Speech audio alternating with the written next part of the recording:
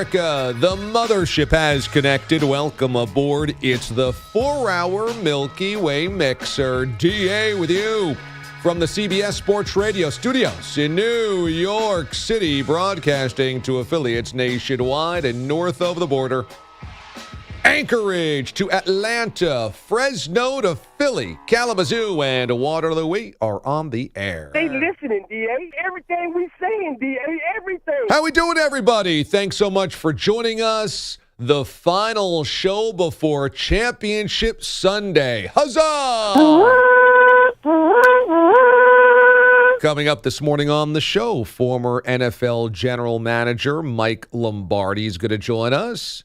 He'll drop on by a little over an hour from now. Also this morning on the show, picks, and more. Picks, pickety-doo-doo-doo. We've got Mraz's Up the Gut picks. We've got Gelb's Gambles. We've got the Wizard of Oz.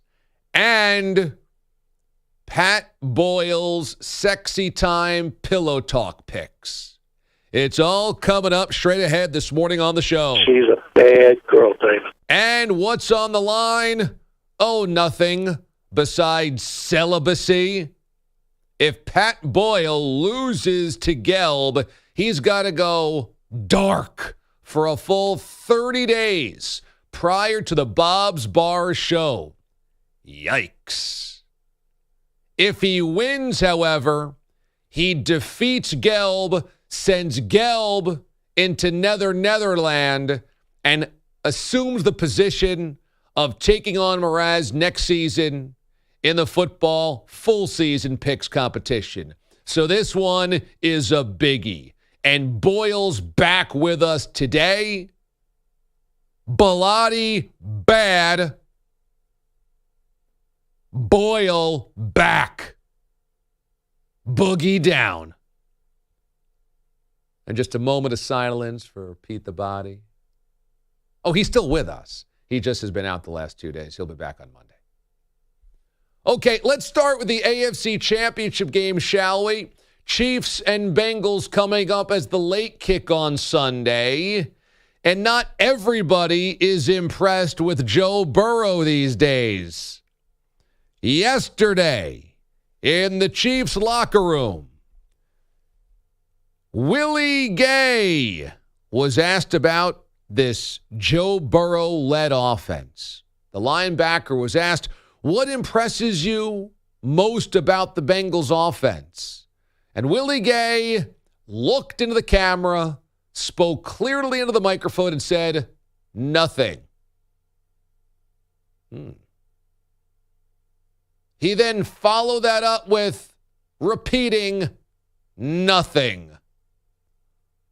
Well, could that be bulletin board material for Burrow and the Bengals? It is where we begin. Your cold open. What is it about that Bengals offense that maybe impresses you the most? You played them a few times. Nothing. Okay. Whoa. Willie, the linebacker. Yeah. What's your reaction to that? I ain't got no response for him. We gonna get him. I ain't got no response. Whoa. Played them twice the last 2 seasons and really basically a month apart each time. So, we know them, they know us. It's going to be a fun one. Whoa. Getting everybody fired up. We are the loudest stadium in the world on record. Did you guys break the record this week? I don't know. Maybe we're going to have to break it this week because a lot of Cincinnati Bengals fans are calling it Burrowhead instead of Arrowhead. Whoa. Yeah. The disrespect to Arrowhead continues. They're throwing a lot of bulletin board material out there, Ron. Whoa. I don't believe it! The most amazing, sensational, dramatic, heart-rending. It's DA's top story. Here he goes. It's your cold open. Whoa. It's going to be like that, huh? We're here all day. You would think that the Chiefs have all of the motivation needed. This is a team that had the rug pulled out from under it last season in the AFC Championship game. They're up 21-3 in the first half, and they can taste a third straight Super Bowl. It's there. They're at home with an 18-point lead, and they've gone right down the field and scored touchdowns on 3 straight drives to open up the game. 21-3, they can taste a third consecutive Super Bowl, and the Bengals come all the way back and end the season and continue their Cinderella run.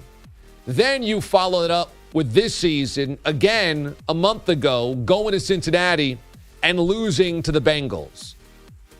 Plus, the Bengals are saying Burrowhead, and there's a lot of love surrounding Cincinnati. But, I mean, if you're the Chiefs, this is all about revenge for last season's AFC title game, and they've beaten you 3 straight times you played them. That's all the motivation anybody should possibly need. If you are the Chiefs, the entire deck should be stacked in your direction in terms of motivation. But I got a funny feeling that the Bengals use the, quote, disrespect better than any motivation the Chiefs could use. You see, because the Chiefs are the darling franchise of the NFL right now. The Chiefs are the bar. Even though the Bengals beat them last year and have beaten them 3 straight, the Chiefs are still the bar. And the Chiefs are the 1 seed. The Chiefs have the home field advantage through the playoffs. The Chiefs have all of the stars. And I really feel like the Bengals use the we're overlooked, we're dismissed, nobody pays attention to us because we're just the little old Bengals. I think they use that better than maybe any other team in the league. You could tell last week was personal. You could tell. The Bengals took last week against the Bills personally. That game was being played in Buffalo instead of Cincinnati. That the Bengals were not part of the neutral site AFC Championship conversation. That they talked about selling tickets to Chiefs fans, to Bills fans. Everybody had that whole thing going on last week, and the Bengals said, and everybody's ignoring us. I think they'll do the same thing on Sunday. Now, you shouldn't need it. It's a championship game. A Super Bowl is on the line. You shouldn't need extra motivation.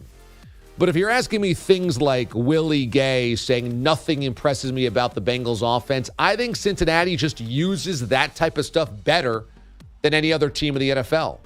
And I think it comes from Joe Burrow. And something interesting he said this week. He was mic'd up for the Bills game. And after a big play, after a big throw, was caught on mic saying, "I'm him." You might have seen this other video before the game where field level, the Bengals have a camera trained on Burrow during warm-up throws. And he throws this perfect spiral into the air downfield and then spins around like a full 360 and almost winks at the camera. I mean, it's so smooth and so badass. And when asked about this moment during the game, do you remember saying, "I'm him"? Like, I'm the chosen one. I'm the guy. Joe laughed and said, "Did I say that? I don't know. I just kind of space out during games." I think that's the secret to Burrow, is that Joe Burrow during games clicks into like wild man mode. But as soon as the game is over, that whole thing drops. And so he doesn't carry that armor, that arrogance. He doesn't carry that through. He just becomes normal guy again. But my goodness, the moment the game starts or even before, it's like he embodies the ferocity of a competitor truly at the highest level. And he's like, it's our time. I think that's where the Bengals get it from, that there's this cold-hearted killer in Joe Burrow. And that's the leader. That's what happens for 3.5 hours on Sundays. And that's our demeanor. That's our DNA. I think the Bengals motivationally don't need anything else. You're trying to win a Super Bowl, which you didn't do last year. And nor do the Chiefs. The Chiefs should have everything they need. But I got a feeling one team will play angry, and it's the Bengals, which is interesting. Here's your phone number, 855-2124-CBS.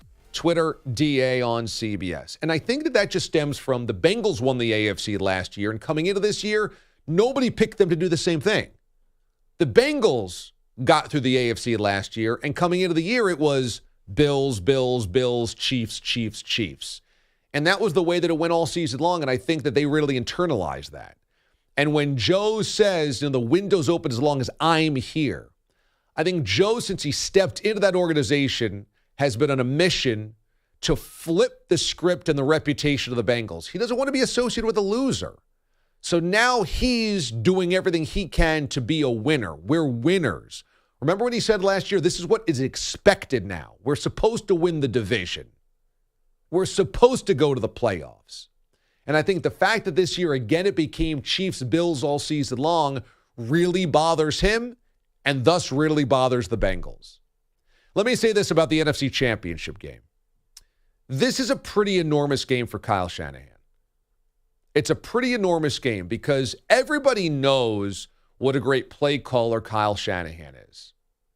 Nobody would ever dismiss that he is one of the best, if not the best singular play caller in the NFL. And you can't deny what has happened this year. He's had 3 different starting quarterbacks, and they're going to the NFC Championship game. And the last one that he's trying to ride to a Super Bowl was the last guy picked in the draft. Not only is he a rookie, he's a 7th-round draft pick rookie. So this is one of the great magic tricks that a coach could ever do. Still getting to a Super Bowl when you've been dealt this hand. However, for as great as Shanahan is, there's 2 big blemishes on his resume. Calling plays for the Falcons in the Super Bowl up 28-3 and gagging that away because they refused to run the football. And then the Super Bowl against the Chiefs, where again they had a lead in the fourth quarter and couldn't close it out, couldn't run the football, and that got away from him. He's had 2 cracks at winning a Super Bowl with a lead in the fourth quarter and couldn't close either one. Now, I'm not going to dismiss Kyle Shanahan out of hand if he doesn't win this game on Sunday. But finally closing the deal and winning a Super Bowl is something that's still been elusive to Shanahan. We all admire his play calling, and everybody around the league is trying to steal from his offense, which is his dad's offense. But he still needs to close the deal. And so on Sunday, it's another opportunity knocking on the door. And last year, the Niners had a fourth quarter lead as well in the NFC Championship game. That is 3 leads in Super Bowls or NFC Championship games in the fourth quarter that Shanahan is 0-3 in. It's kind of a big game for him on Sunday. You know, and again, there is the qualifier that if Brock Purdy loses NFC Championship game, I mean, how much can you kill the Niners? You can't kill the Niners. You can't kill Shanahan. But what happens if San Francisco does have a lead again in the fourth quarter? Does it unravel where Shanahan is brilliant up until the pressure moment of the fourth quarter of a must-win game, and that's when he kind of short circuits? They've got a really good team. They're knocking on the door again. They're balanced. They've got a great defense. They could run the football. They've got all these weapons. Yeah, they've got Brock Purdy in there. But still, there is one final hill to climb for Kyle Shanahan. I think this is a biggie coming up on Sunday. You don't want to keep wearing the noose around your neck of, great coach, but he doesn't win the big one. Okay, when we come back here on the show, we've got Soundcheck, your best audio of the day. And one NHL play-by-play voice gets caught on hot mic. And you won't believe what he's talking about on that hot mic. DA, CBS Sports Radio. You're in a 5-minute break.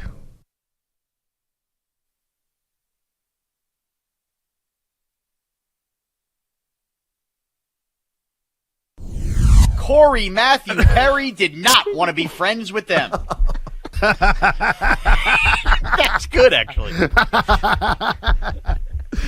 I don't know how I've gone so long in life without this. Semyon Varlamov, Uchi Varley, Uchi Bang Bang, prevailed in net for the Isles as they hold on to win 5-4.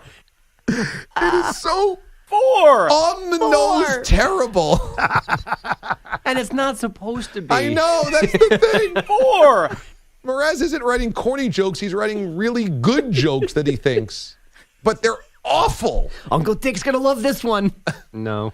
We're about to have 2 months of this. Fozzie Bear. All right, would be DA, the heavily favored Vegas Golden Knights found themselves in a very unexpected, all-tied up 2 games apiece series. That was just a run-on sentence that I love. Not even a joke. Pete just kept it because it's just a run-on sentence. Midway through the third period, with the score tied at 2, with the score 2-0, the Golden Knights faced a crucial penalty kill. Alec Martinez tying the game with just over a minute left into the third period. Hold off the celebration poutine. We were headed to overtime. I miswrote that. Now I'm going to have to go back to my notes. It will be a quick It would be a quick session. Just over 9. Save the whole segment. It would be a quick 3, 2, 1. It's Canadian bacon. All right, guys, here's what you need to know. The game now is tied if you're following along.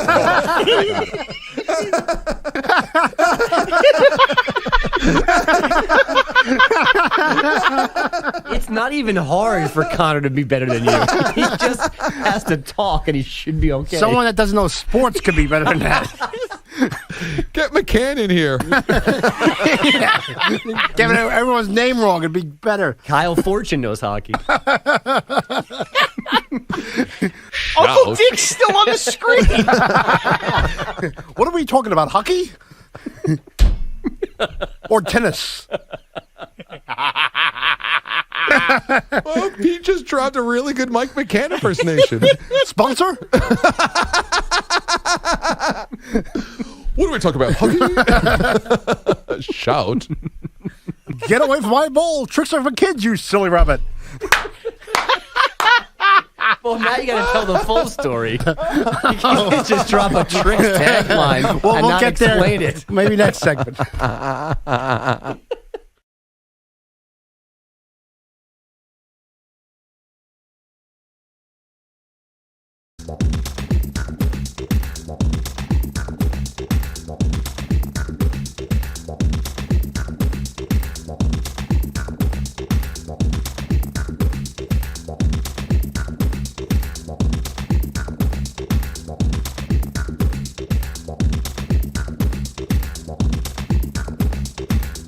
One minute, 30 seconds remaining.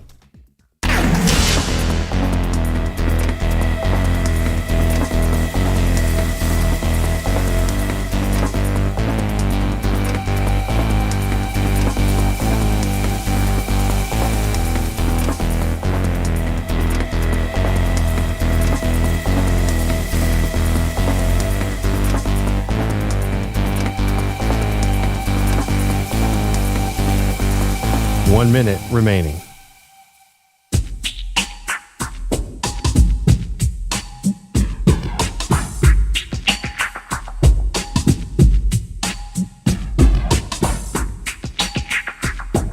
$45 seconds remaining.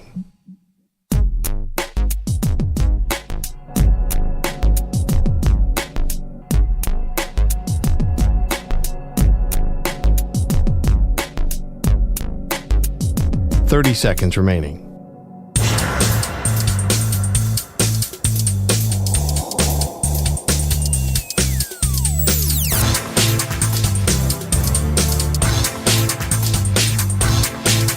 $15 seconds.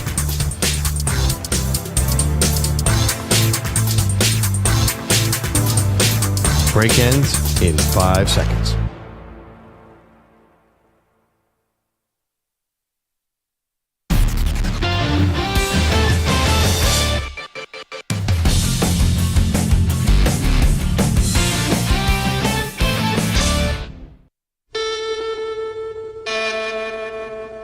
CBS presents this program in color.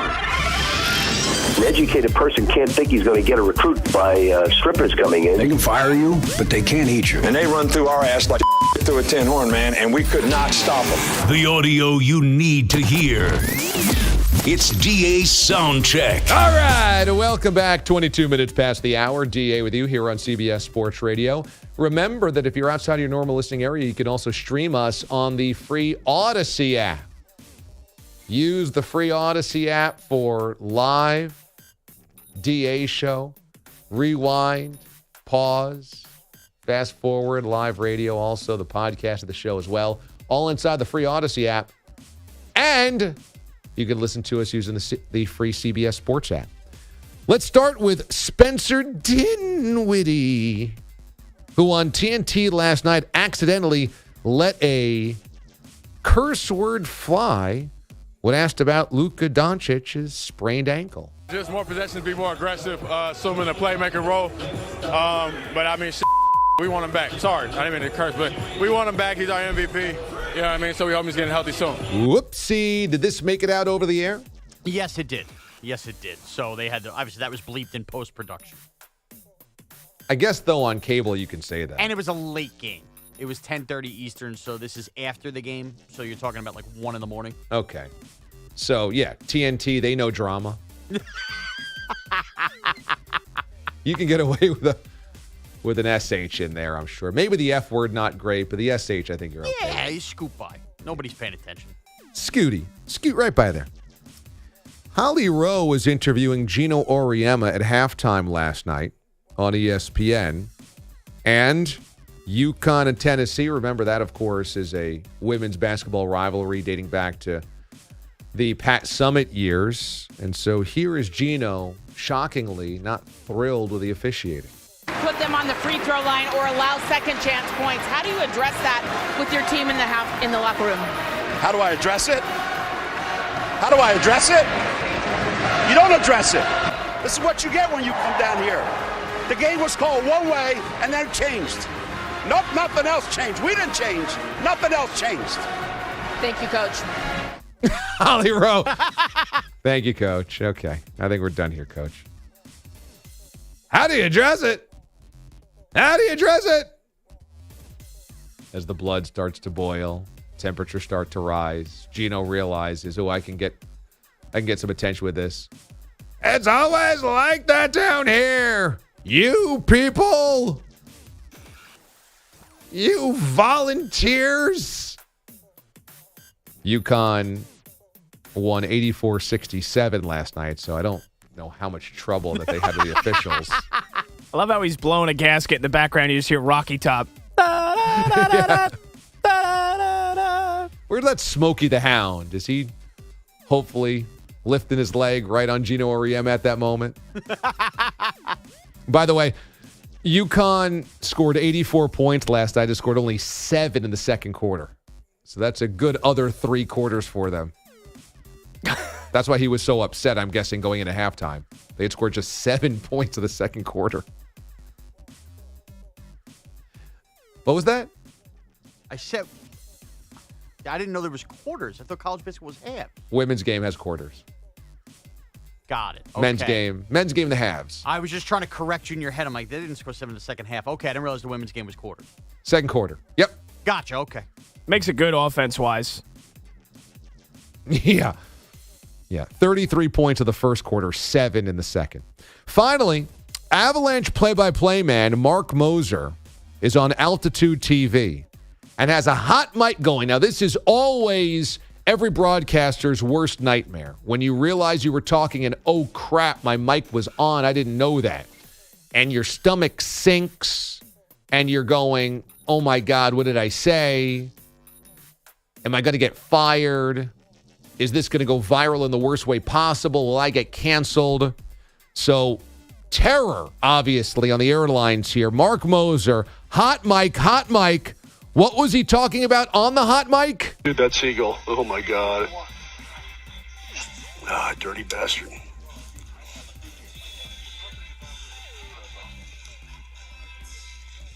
I don't even know, like the seagulls that live at the dump here in Colorado, like, where do they live? Where's their house? Huh? Yeah, in a sec I do. First I want to know where the seagulls live. They don't live in a nest. They have webbed feet. They have to live on the ground. So he was upset that the seagulls stole a sausage McMuffin? Apparently, yeah. I didn't hear that in that clip. Well, because it wasn't. That's the backstory of it, because he's had to address it since. Earlier in the day, I guess he had a sausage McMuffin with somebody else in his radio team, and the seagull, I guess he put it on his car, grabbed it, and took it away. He put the sausage McMuffin on the top of his car? He must have gotten to his car, put it down, and the seagull came. Are you making that up, or do we know this? No, I was just doing a little background on what this meant earlier in the day. And now this has become a thing in Colorado. They tied a seagull from the press box, and he was fake boxing it, I think, last night or whatever. Right, not a real seagull. Yeah, like a fake stuffed one. So Moser versus seagulls becoming a thing. So he didn't know his mic was on here. Apparently not. So this is from a couple days ago. It might have even been from last weekend. And now this is like catching fire because Moser versus Seagull is becoming a big thing in Avalanche land. I mean, so obviously this is the best thing possible you can be caught in a hot mic saying. Yeah. I mean, you imagine all of the other things that he could have been caught saying. Instead, he's angry at seagulls and wondering where they live. Yeah, the only thing I'm unclear of, and I think he's in the clear, is when you hear it bleeped out that he cursed, is that I don't think that this was live on the air. I think this was a producer who had the hot mic up who was like, oh, this is gold. I have to put it out. I notice it. Which is why he's protected, because cursing would be the problem. I need to know how the seagull steals the sausage McMuffin. I can tell you specifically how they do it. They are dirty, dirty things. My brother, when we were growing up at SeaWorld, was holding a hot dog, and a seagull came down, hovered, and took the hot dog out of the bun. The meat? The precision of the beak took just the hot dog out of the bun. They are nasty, skilled things. Yeah, they're not going to carry you away like Sean fears, but they can get your sausage McMuffin, no issue. But if Mark Moser is eating a McMuffin in his hand, can they steal the whole McMuffin? I mean, maybe. Or did he have to leave it resting somewhere where they can swoop it and get it? I mean, maybe they came down and like took a bite out of it, and he just dropped it out of reflex, and therefore it was apparently in his hand, on his car, right hand. When you say on his car or in his hand are two different things. I know.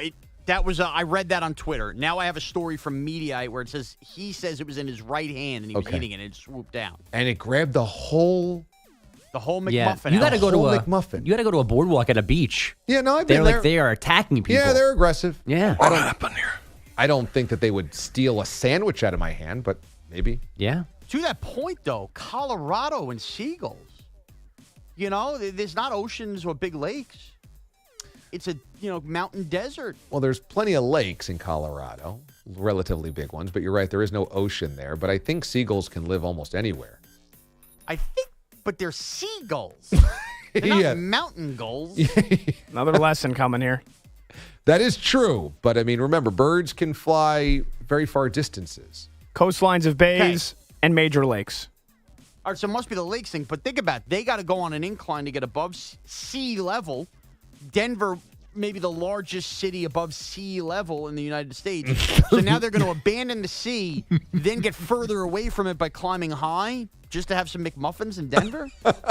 Now, I do want to point out that the rise from the Pacific to Denver is a smooth one. It's not like you're going flat, and you're going to make a quick vertical trip up to Denver up in the mountains. But it feels like unnecessary work considering there's McDonald's everywhere in this country. Well, don't forget, too, when they're flying at 6,000 feet, they're just taking less to get down to Denver. Maybe they think it's easier. Yeah. And maybe they got good lungs. What I found more interesting there is that Mark says they don't live in nests because they have webbed feet. And I thought that was interesting because I would assume that seagulls live in nests as well, and that just because you have webbed feet doesn't necessarily dictate where you live. But maybe he's right. That feels like a very specific factoid to know. Do ducks and swans not live in nests? I guess they just live near rocks and stuff along coast. Rocks? Like you never see a duck or a swan nest. I think there's something to that. Do penguins live in nests or they live in igloos? They don't live in igloos. Funny about that. Yes, they do. They live in ice structures in the Antarctic. Ice structures. What would you call an ice structure? An glaciers. Igloo. Yeah, the Eskimos leave the igloo and then the penguins move right in. Eskimos clearly have bigger igloos, but it's their own version of an igloo. It's an ice shelter. Damn penguins squatting in our igloos again. Honey, got to move again. Penguins took over.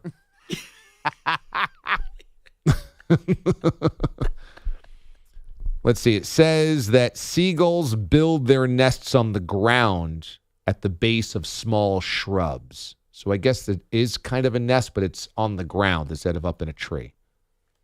And now we'll search, do penguins live in igloos? I notice it. What do you think that answer is going to be? I don't think you have to Google that one. Stop listening to Sean. So there's a lot of animals that live outside of igloos, none in them.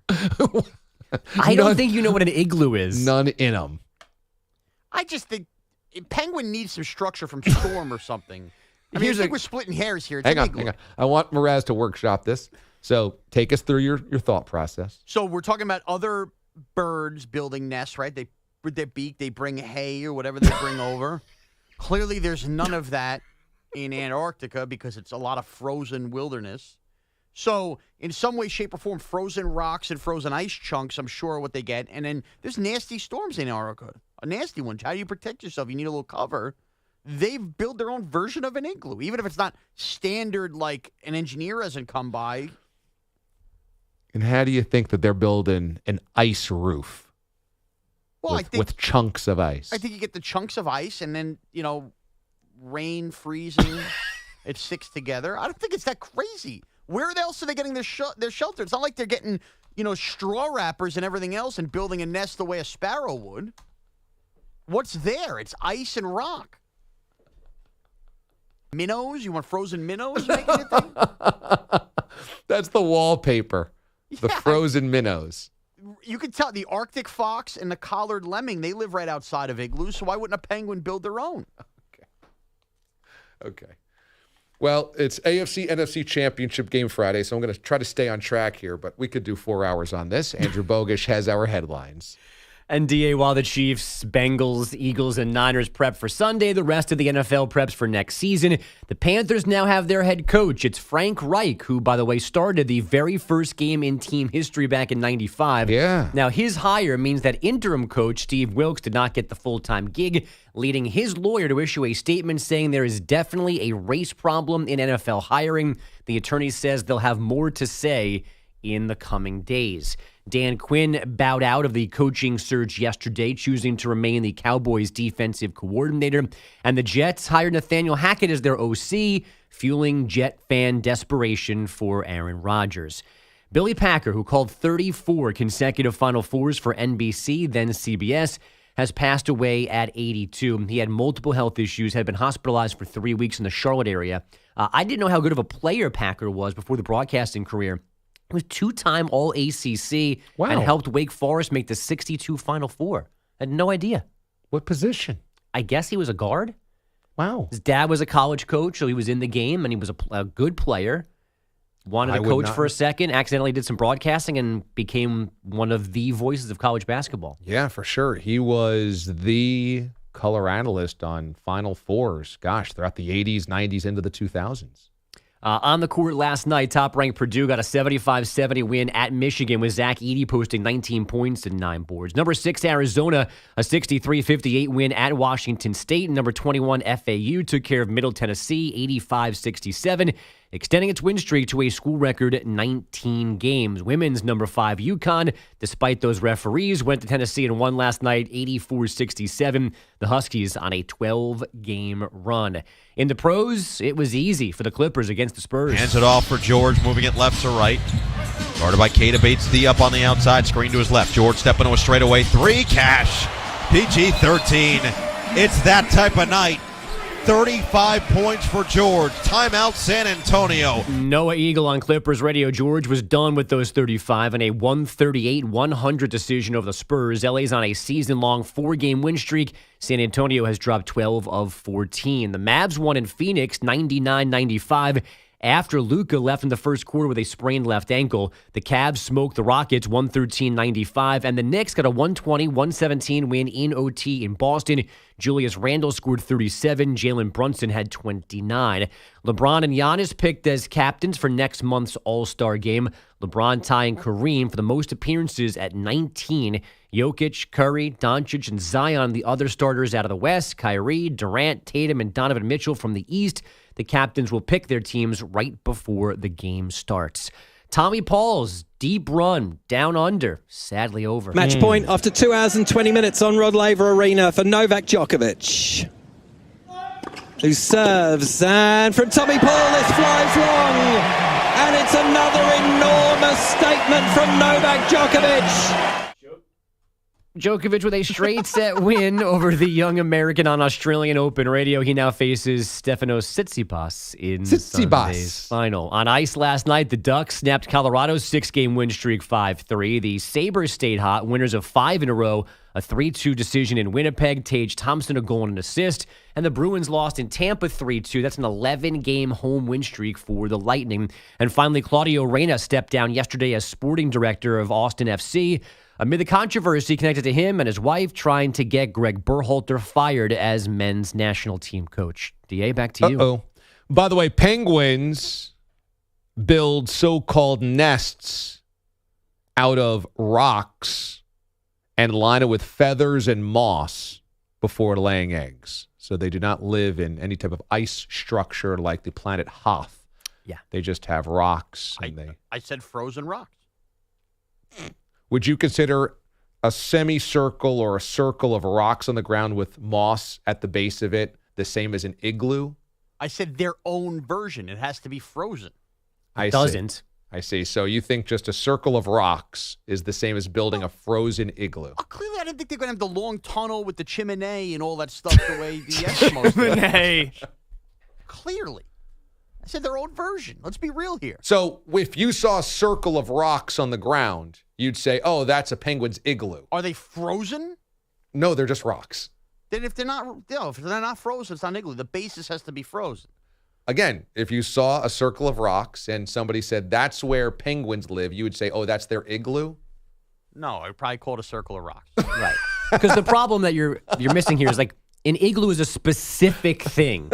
It's not an all-encompassing term for frozen house. It involves you creating and shaving and molding ice bricks into a house, which is what penguins are not doing. Therefore, they can't live in an igloo. I don't want to keep carrying on with this, but I'm just going to be honest with you. I view an igloo as a frozen home. Right, and you're wrong. A condo, an apartment, a house, a trailer are all homes. So their version of that in any which way. Okay, would you call that a trailer park then? Do they live in a double wide too, penguins? Can I call it that? It's a frozen home. It's a frozen home. It's a frozen home. I'm right. You're not. Oh, no. Don't go down with this shit, man. I can say whatever I want. Pete ain't here to document the year of the buffoon. That is true. Pete is out. Maybe comes back Monday. We'll see. I'm worried about the guy. And so Pat Boyle is in with us today, which means he's going to do Pillow Talk picks live next hour. When we come back here on the show, I swear we're going to talk football, I promise. Liar. How taxing was this season for Tom Brady? DA, CBS Sports Radio. You're in a 5-minute break.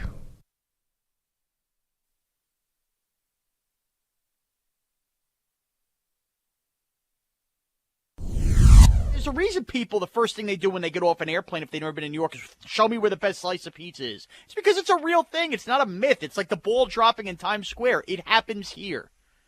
And if you can make it here, DA, you can make it anywhere. We were born into the rat urine. Well, you love Old Biff now over the last 2 weeks. It's really become your go-to. I know. That was supposed to be Bane. It's been rough. That's your Bane? No. We can only have one person screwing up Bane. Well, give me your Bane. I was born in the dark, raised in it, gravitated in it. Gravitated in it. That was much better than what you just brought to the table. I was trying to do a raspy. It doesn't matter who we are. What matters is our plan. I was trying to do a raspy voice. You're doing Raggedy Ann and Andy. I'm not doing right. No, that's Bane. That's Bane. I was born into it. I naturally have that little Broadway voice. I understand. Yeah. This is like Liza Minnelli doing Bane. I was born into it. No, it's his Muppet Bane. Do that again, Mraz. I was born in the dark. I was raised in it. Gravitated to it. It doesn't matter. Are you doing Shakespeare in the park? You'll be swell. I was born into it. You'll be great.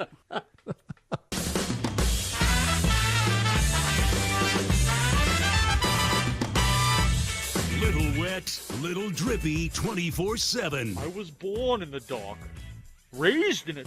Gravitated in it. There's no business like show business, like no business I know. It's DA on CBS Sports Radio. Well done, Petey. 21 minutes past the hour. Thanks so much for being with us here on the DA Show. I was born in the dark. Our toll-free line, sponsored by Geico. Did you know that right now Geico is offering an extra 15% credit on car, motorcycle, and RV policies? That's on top of what Geico could already save you.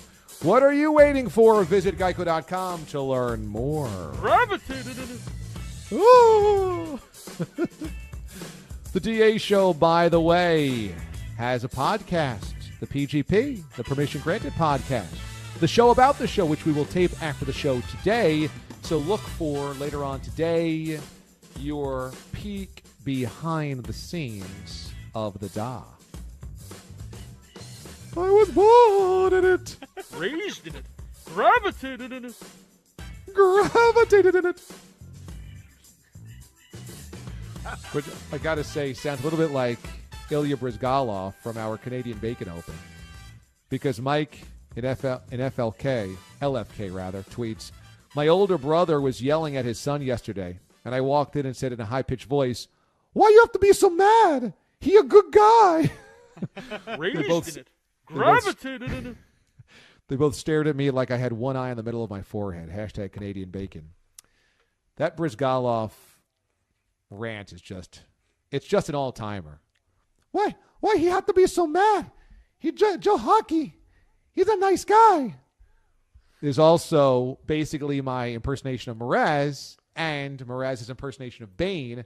So we're all melding everything together. Combine that with Biff being older Mraz, and we basically only have two voices here on the DA Show. I was born in the dark. And don't forget Polish Gruden. Oh, yeah, right. I want football players, Sean. I'm looking to taste new Frito-Lay potato chips coming up here in just a couple of minutes. The Bears. The Bears.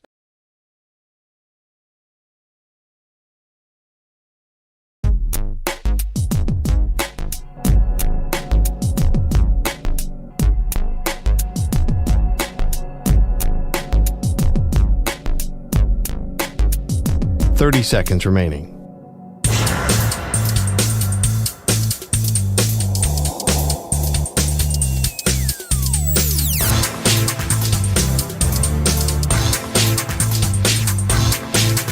$15 seconds.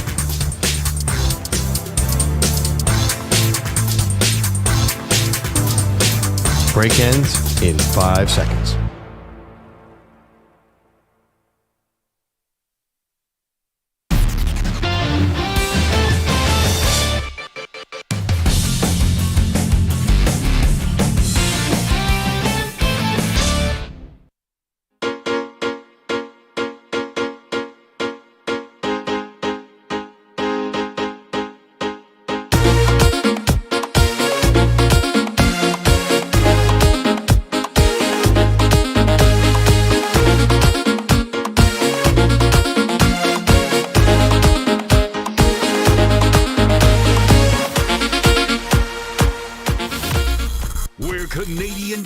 Gets its own trophy case. The DA Show on CBS Sports Radio. And the NFL postseason. Every Westwood One NFL broadcast streams live for free, all on the road to Super Bowl 57. Catch all of the action on the Odyssey app, WestwoodOneSports.com, Westwood One station streams, or by asking Alexa to open Westwood One Sports. Sponsored by AutoZone. The free AutoZone Fix Finder service will help troubleshoot the likely cause of your pesky check engine light for free. Get you back on the road. Restrictions apply. Get in the zone. AutoZone. Watch us, won't you? At the moment, Mraz is salsa dancing as he crushes a bag of Sun Chips at 6:46 a.m. Eastern Time, and now is doing some type of belly bounce It's a Friday morning here on the DA Show, and things have gotten spicy. That said, watchda.com. That's on Twitch, and that's on YouTube. Mraz has dumped the entire bag of Sun Chips down his gullet. Uncle, championship weekend. Let's go. Reminiscent of He Who Shall Not Be Named crushing a quart of vanilla ice cream. Let's go. Let's go. So Jeff Darlington of ESPN put together a little video vignette about Tom Brady's final season and said it was so stressful because of the divorce that he was distracted for most of the season. And the early part of the season got away from Tom and thus the Buccaneers so dramatically they could never recover. And that, yes, there was problems with the play calling and with the coaching, but mostly that internally Brady was distracted, Brady was stressed, he was anxiety-ridden, and he was not himself for this season. And so felt to me, interpreting this from afar, and I think Darlington's probably got a direct line to Team Brady, that this was setting up the stones to lead a path to returning next season, not retiring this year. That's what it felt like to me. That Brady wanted out there, that there were extenuating circumstances for how bad the team was this season and how he clearly looked 45 years old at times and didn't want to go out like that. He wanted everybody to know it wasn't just my football. So, look, you kind of have to read between the lines here. Brady's ego. Brady's a great player, obviously, still a very good player, an all-time quarterback. But Brady's ego is significant. And while he, clearly is a great teammate and obviously, respects opponents and things like that, he's not mouthy in that way. He's not arrogant in that way. But he does have an ego about how he's perceived. It is why he dyes his hair. He doesn't let it go gray. It's why he has his cheeks lifted. It's why, he puts Botox or collagen in his lips. It's why he is always dressed to the nines. It's always stylish. Brady's, he's vain. He's got a vanity about him. And this year, he looked 45 years old. And I'm sure there's plenty of general managers that looked at Tom Brady this year, especially the way that it ended against the Cowboys, and said, I don't know. I'm signing up for that next year, a lesser version of that. So Brady wanted to make sure Team Brady put it out there, hey, this was because I was distracted. Now, I'm not saying that's not a valid assessment here of Brady and what could happen internally. I mean, if you're going through a massive family situation like a divorce and the kids are in between and you've been married to somebody for more than a decade, that could affect anybody's job. I'm not dismissing that. We've all been in a situation where we could be distracted by what's happening in our personal life. And for Brady, it happened this year. And it's just that he wants people to know that narrative. He wants that out there, which I think it's so that we don't think less of him. And that potentially teams around the NFL don't pull back from wanting him to be a quarterback, because I think he wants to come back next year and he wants to end it on a higher note than what happened this year. I don't want to see it. I've said this before. I'd prefer not to see the all-time greatest quarterback on a one-year deal with a 7-win Raiders team or a Dolphins team that loses in the wild card round. That feels like it's deteriorating the greatness of Brady. Now, Brady is not saying he won't necessarily play for Tampa Bay again. He wanted that put in this Darlington report as well. He is not closing the door on Tampa Bay and might want to be part of the solution in Tampa Bay. So he's keeping that door open as well. I got a hard time believing he's going back after how bad this was this year. Bruce Arians is upset with the way that they fired Byron Leftwich and all that. I mean, that thing in Tampa feels smoldering. I don't know why Brady would want back there. But he definitely wants to keep this door open and keep his options open for coming back. One of the things, though, that Darlington says in this piece is that Brady was under such stress this year. He lost 15 pounds. And there were times where Brady did look kind of, not sickly, but strangely gaunt, strangely thin at times. Now, I have not gotten Mraz's take on this, but in the topic list, Mraz said, "This makes me angry." So what makes you angry about Brady losing pounds from stress? And I'm not trying to pity stress at any means. I totally understand that. But 15 pounds off somebody who already is like the most insane shape person, and the fact that it could just fall off that easy. I get stressed, I pound a 17-pound bag of Sun Chips. And it makes me angry that I was not born with that ability to go the way of that when I'm stressed. I get stressed plenty. And you know what I do? 4 scoops of cookie dough ice cream. So Brady was already so thin that you would think the stress trigger would make him, oh, screw this, I can't eat the avocado stuff anymore. More out of shape. To lose more weight? That's what your stress trigger is? To lose more weight when you already are the most insane, healthy 46-year-old, 45-year-old on the planet? I find it troublingly disgusting to us fat people. Now, it's a fair point. Some people, when they get really stressed, don't eat. They lose their appetite. Some people, I think most people, get really stressed and use food as comfort. Like that's the one thing in the day that they can feel better about. Yeah. If something bad happens in my life, I basically have screech marks into a drive-thru. And he's like, no, I can't. I can't have a piece of toast. Right? Imagine being so stressed you forget to eat and lose your appetite. Yeah, what are you doing? How are you coping? You're just sitting downstairs on your hands? Like your ass is on your hands? You don't want to grab an Oreo? Like I can't comprehend that level of stress when mine is the exact 180 of that. It actually annoys me. I would take a good 15-pounder stress. If you told me every time I had stress I lost 15 pounds, you know what? Give me a bunch of stress for a year. Maybe that's what I need.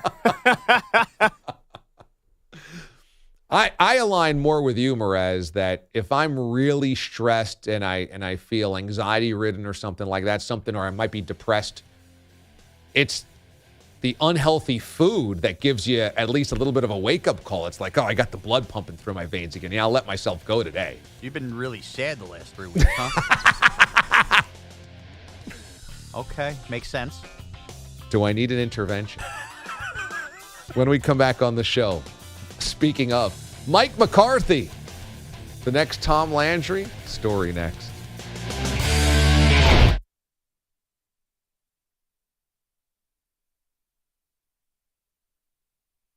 You're in a 5-minute break.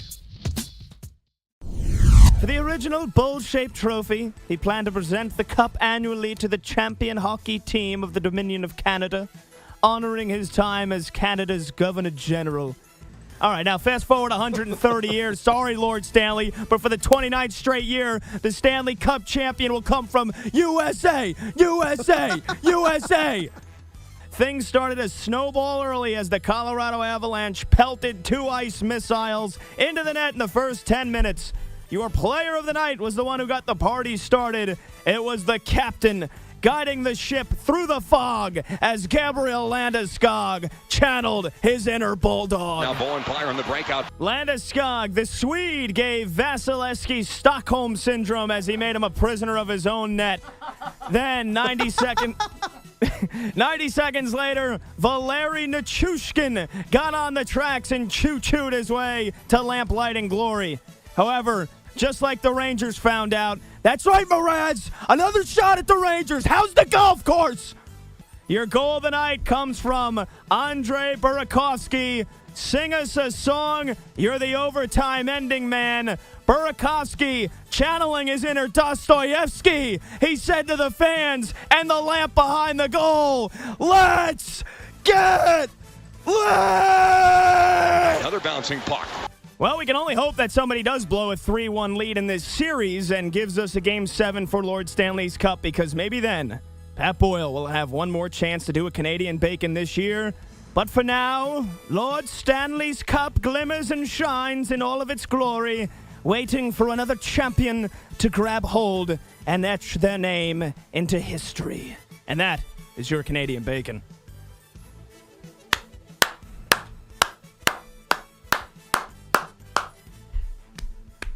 Standing ovation. Standing ovation.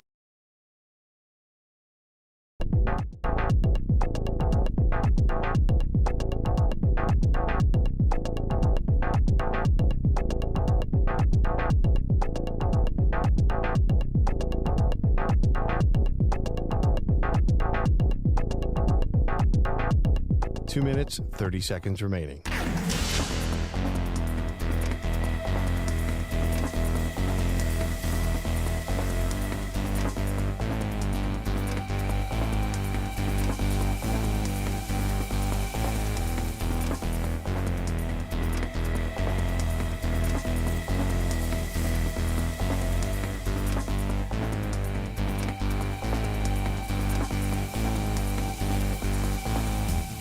Two minutes remaining.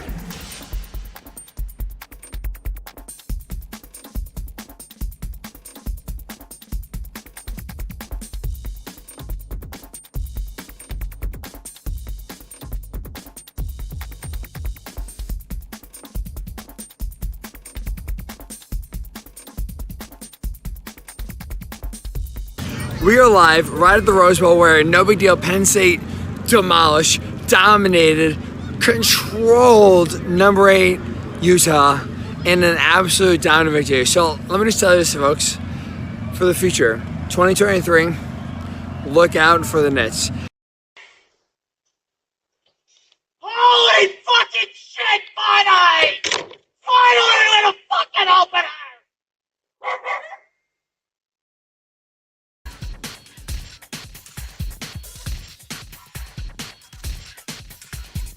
1 minute remaining.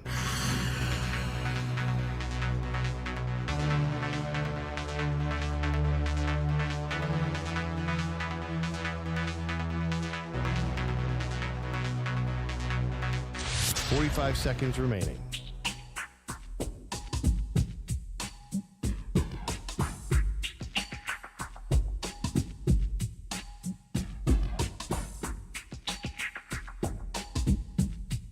$30 seconds remaining.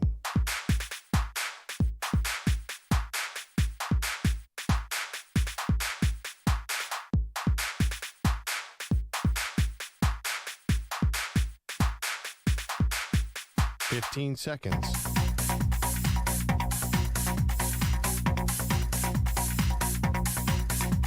Break ends in 5 seconds.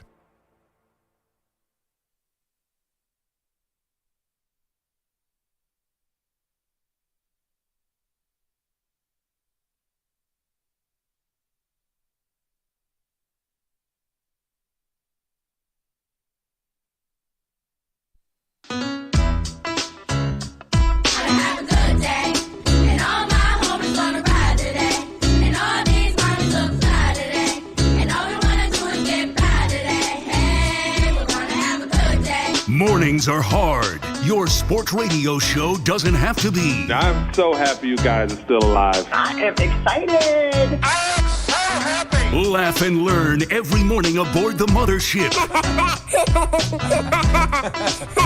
Ooh.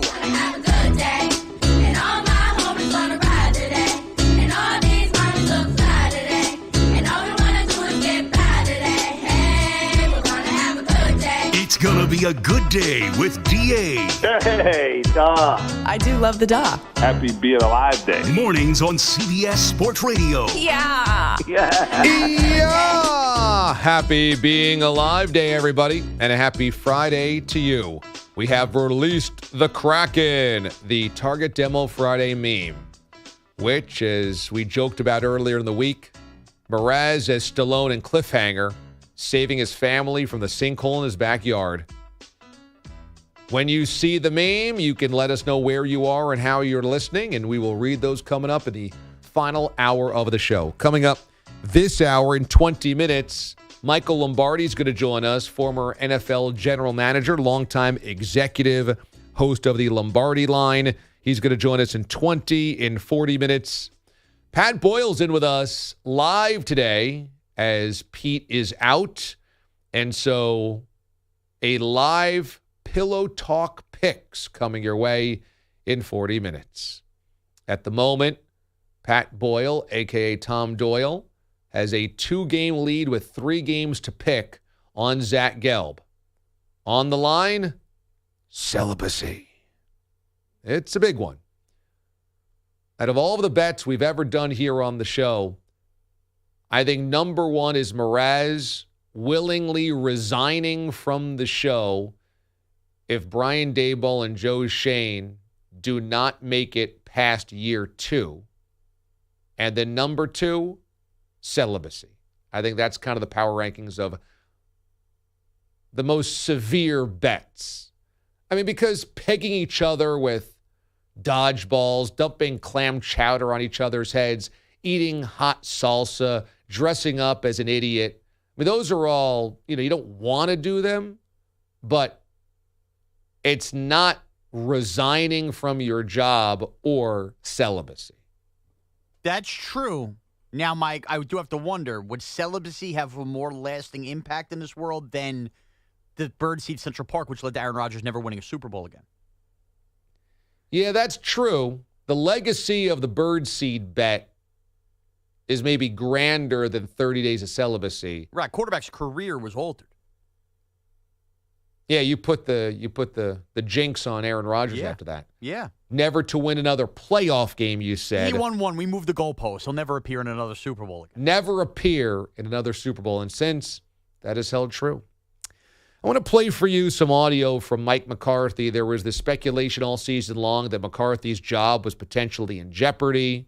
If he didn't go deep in the playoffs, he would be fired.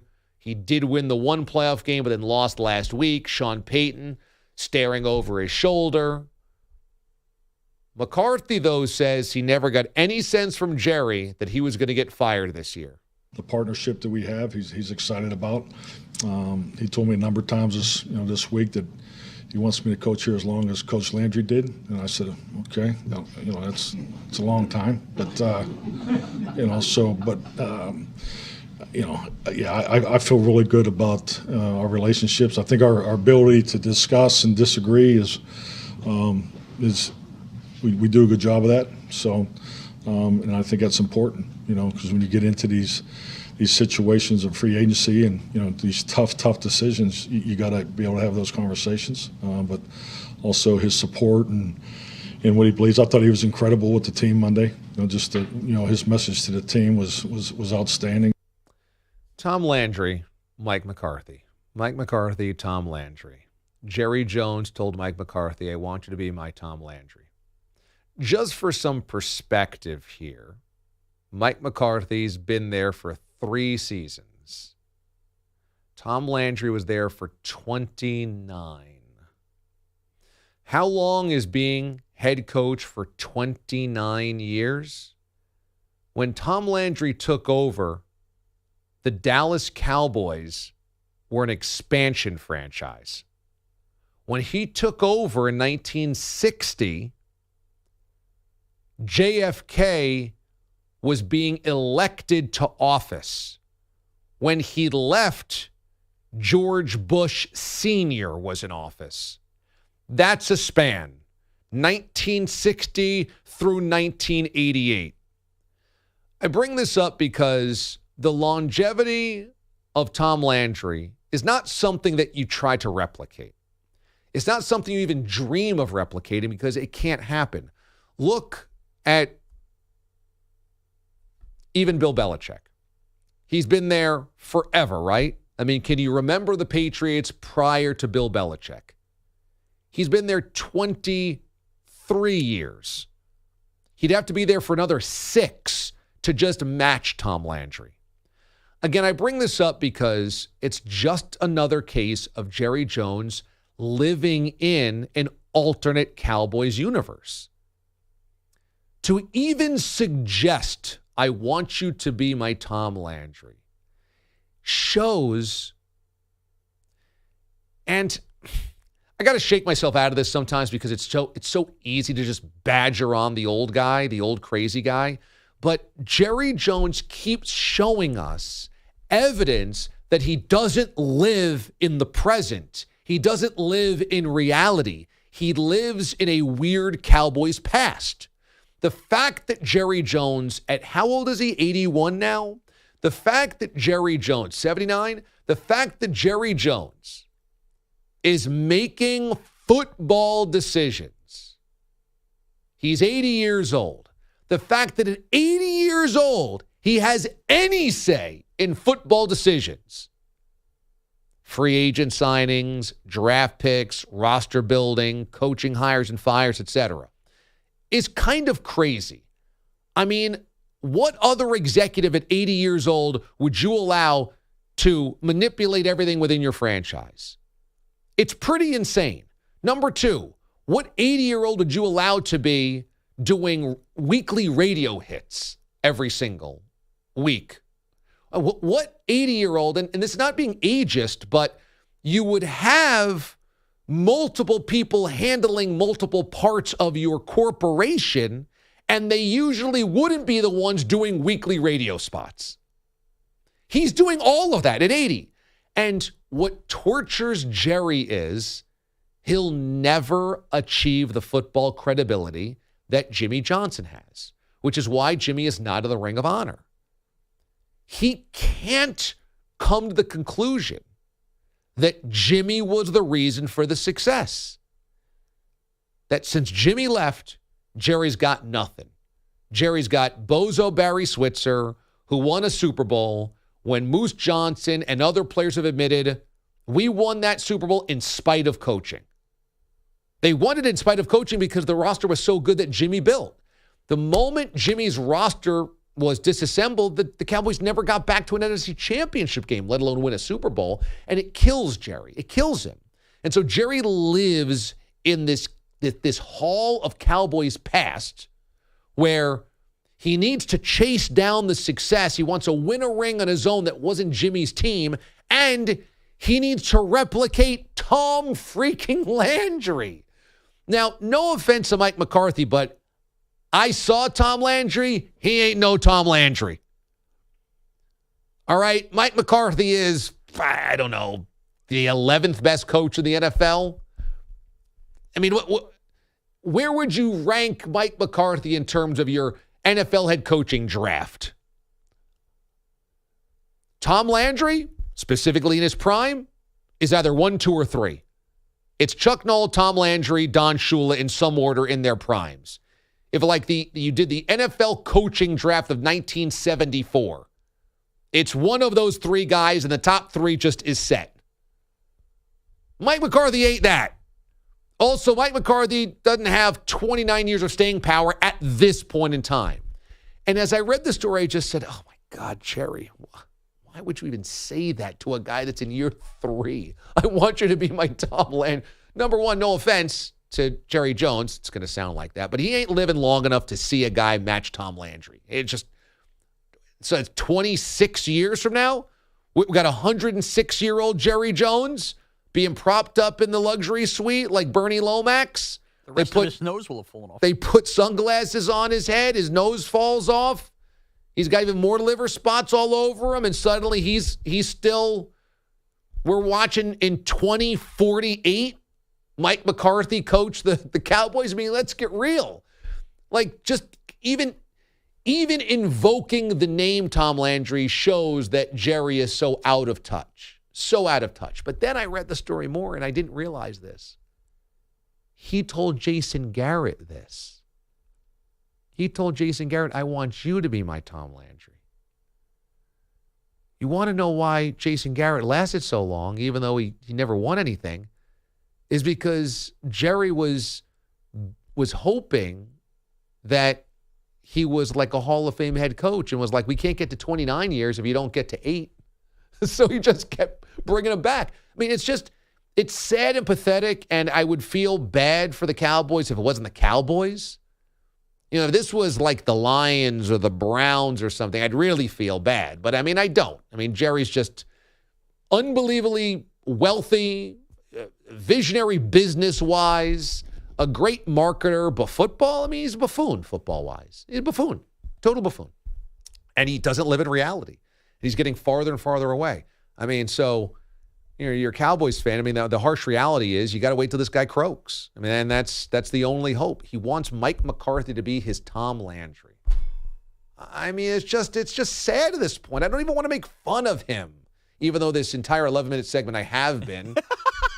I don't even want to because it's so pathetic. I mean, could you imagine looking at Mike McCarthy and going, I want you to be my Tom Landry after you told Jason Garrett the same thing? He uses the same line on every new girlfriend, right? Look at these two guys. Jerry Jones has hired 8 coaches since Jimmy Johnson. He wants them all to be Tom Landry. It's unbelievable. To put this in perspective, basically since Jimmy Johnson left has been the duration of Tom Landry's Cowboys career. And in that time, they've had 8 coaches. And nobody in the Cowboys is making tacos. McCarthy's eating them. Yeah, just what can you do? What can you do? Okay, on the AFC Championship game, NFC Championship game. The Philadelphia Eagles and that offense is really special. It's really, really special because Jalen Hurts is a special young man, obviously has this dynamic ability to both throw and run, rather. You have 2 very good running backs. You have 3 excellent wide receivers. You have a good tight end. You have a good offensive line, a great offensive line. You have an offense that is just, they've got studs all over the place. And that matchup against the 49ers defense is really the matchup that defines Sunday. Everybody's going to focus on Brock Purdy, understandably so. I've talked a lot about Brock Purdy this week as well. How could you not be focused on what does 7th-round rookie quarterback do on the road in Philadelphia? But ultimately, the strengths of both of these teams, Eagles offense, Niners defense. Eagles defense is good. It's not as great as the Eagles offense is. The Niners offense is good, but it's not as great as the Niners defense is. Those 2 strengths will define this team, this game rather. And I think that the Jalen Hurts moment is here. And this is an important one because when you look at Lamar Jackson, what do you see? You probably see a dynamic runner, a guy that scrambles and does things we've never seen on the ground with his legs from a quarterback, at least since Michael Vick. Maybe he's even better of a scrambler than Michael Vick. But that Lamar Jackson's running is at a 10 and his passing is not there. Maybe his passing is a 5, a 6, a 7. Jalen Hurts might not be a 10 scrambling like Lamar Jackson, but he's an 8. But his passing is also a 7 or an 8. And so he does things that, combination-wise, I mean, Burrow is athletic, and Lawrence is athletic, and Herbert is athletic, and Mahomes is athletic, but they don't scramble as a part of the offense the same way that Jalen Hurts does. Josh Allen's a decent comp. Jalen Hurts is now on the doorstep of a Super Bowl. And if you want to know the evolution of the quarterback position, that you need to be able to do both, this is a guy that might be run first, but his passing game is also so elite that it opens up this whole field. And that's a true evolution. The other guys, they're passers first and they can run. Jalen Hurts kind of is a runner that can also pass. And if that guy makes a Super Bowl or that guy wins a Super Bowl, it kind of blows up the idea that you can't have a run-first quarterback win the big one. That's been the Lamar Jackson thing. He's a run-first guy. Passing's trying to keep up with him. Jalen Hurts has a chance here to be a run-first quarterback that can still be elite enough passing-wise to win a Super Bowl. That offense, if they get shut down by the Niners, it's going to be because the Niners solved Jalen Hurts. And that's a big challenge that nobody's really been able to do this year. Jalen's lost 1 game this season. 1 game as a starter. It's going to be an awesome matchup coming up on Sunday. That's not to sleep on the Eagles' defense because that's the top 2 defenses in the NFC. Eagles' defense is very good. But I do think the Niners, top to bottom, are a little bit better of a defense, and that matchup against Hurts is a really interesting one. When we come back, we'll talk about it with Michael Lombardi, former NFL executive and GM next. DA, CBS Sports Radio. Here is Chris Moore with his own Jody Mack attack on CBS Sports Radio over the weekend. Bound by anyone. There's no one that can stop them. So I wrote this week about the obvious flaw that we have with monopolies, and I wrote that there's never been a big decision made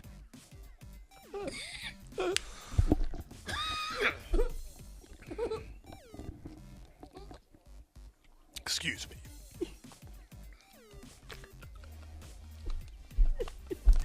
Sorry about that, Billy. Got a little sore throat working. It's the Billy Jack Show. Yeah, it might be if this keeps up. Wow, that got me. We all have issues that we go through in life. Quite know I had this one. But, I don't have. I can't grow a full head of hair. No, I hadn't heard that. Is that a concern for you? Yeah, a little bit.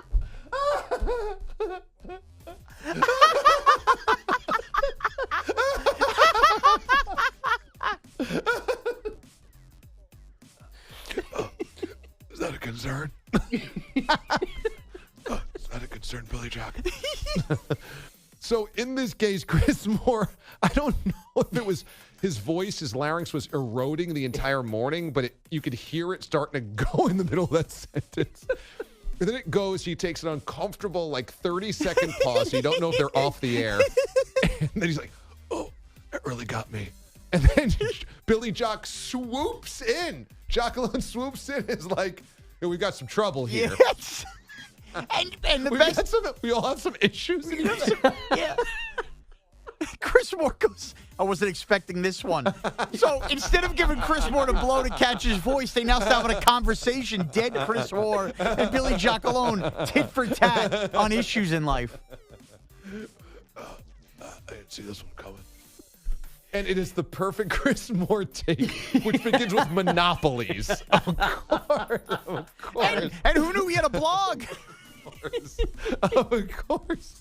Of course, it starts with a breakdown of monopolies. You know, there's the antitrust exemptions. Sometimes Congress needs to step in, save our economy. The Feds just raised the rates, and I didn't see this one coming. But at least he tried to save us from a horrible noise. Jody just lets it rip. There's no. And maybe that ends up working because it just comes out. Chris fighting it made it longer, possibly, but he was trying to be a gentleman and not cough up a lung on the air, but it didn't work.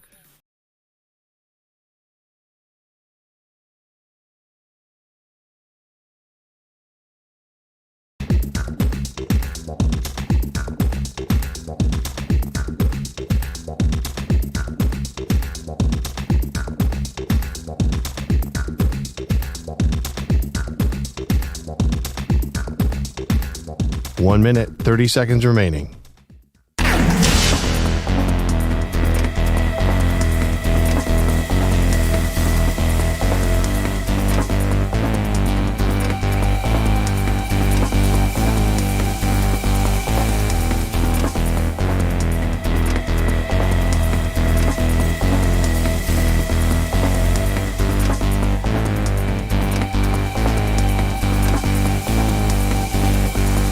One minute remaining.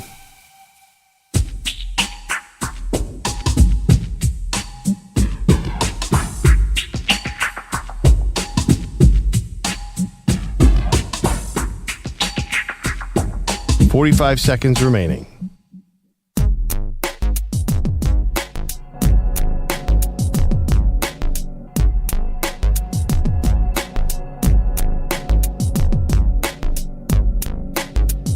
.30 seconds remaining.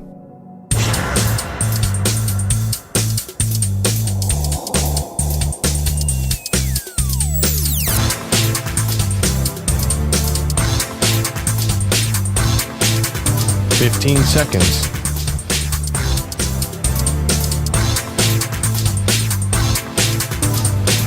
Break ends in 5 seconds.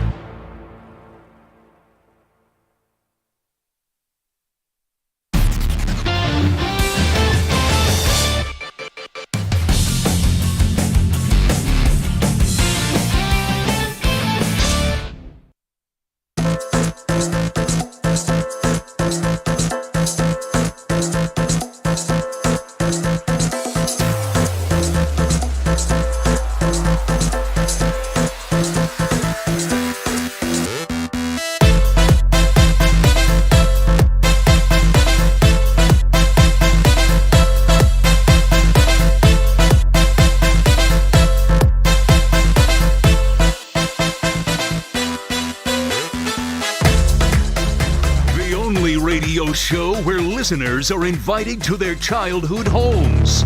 The DA Show on CBS Sports Radio. 23 minutes past the hour. Thanks for being with us here on the DA Show. Remember, you can always watch us at watchda.com, watch us on Twitch, and watch us on YouTube as well. Simulcasts are cooking, live and sparkling Technicolor. You can watch the DA Show every single morning. We mentioned that Jerry Jones told Mike McCarthy, I want you to be my Tom Landry, who he also told to Jason Garrett, apparently, which is just hysterical. If you're wondering, the coaches that Jerry Jones has hired since Jimmy Johnson left, Barry Switzer, Chan Gailey, Dave Campo, Bill Parcells, Wade Phillips, Jason Garrett, Mike McCarthy. Forget about the Chan Gailey Cowboys. I mean, remember, there was a Chan Gailey and a Dave Campo, back-to-back and a belly-to-belly. Okay. And Dave Campo had no self-respect. He came back to the Cowboys 2 years later as a position coach. Standing by with headlines, here is Andrew Bogish. DA, within 2 years of becoming a broadcaster, Billy Packer was calling the Final Four on NBC. A few years later, he was part of the crew for the Magic, Bird, Michigan State, Indiana State showdown in '79. That game remains the most watched in college basketball history. Yeah. Packer has passed away at 82. His family say he hadn't been well for weeks. In all, Packer worked 34 consecutive Final Fours, ending in 2008. So he went 77 through 08? 74. To 08. Yep. Wow, he called every Final Four national championship game. Yep. From the mid-70s through the late aughts. That's insane. I also can't believe that we are on, what's the math, 15 Final Fours without him. Yeah, that's true too. But I mean, think about if we had one broadcast team call 20, you said 29 straight Final Fours? No, 34. 34 straight Super Bowls.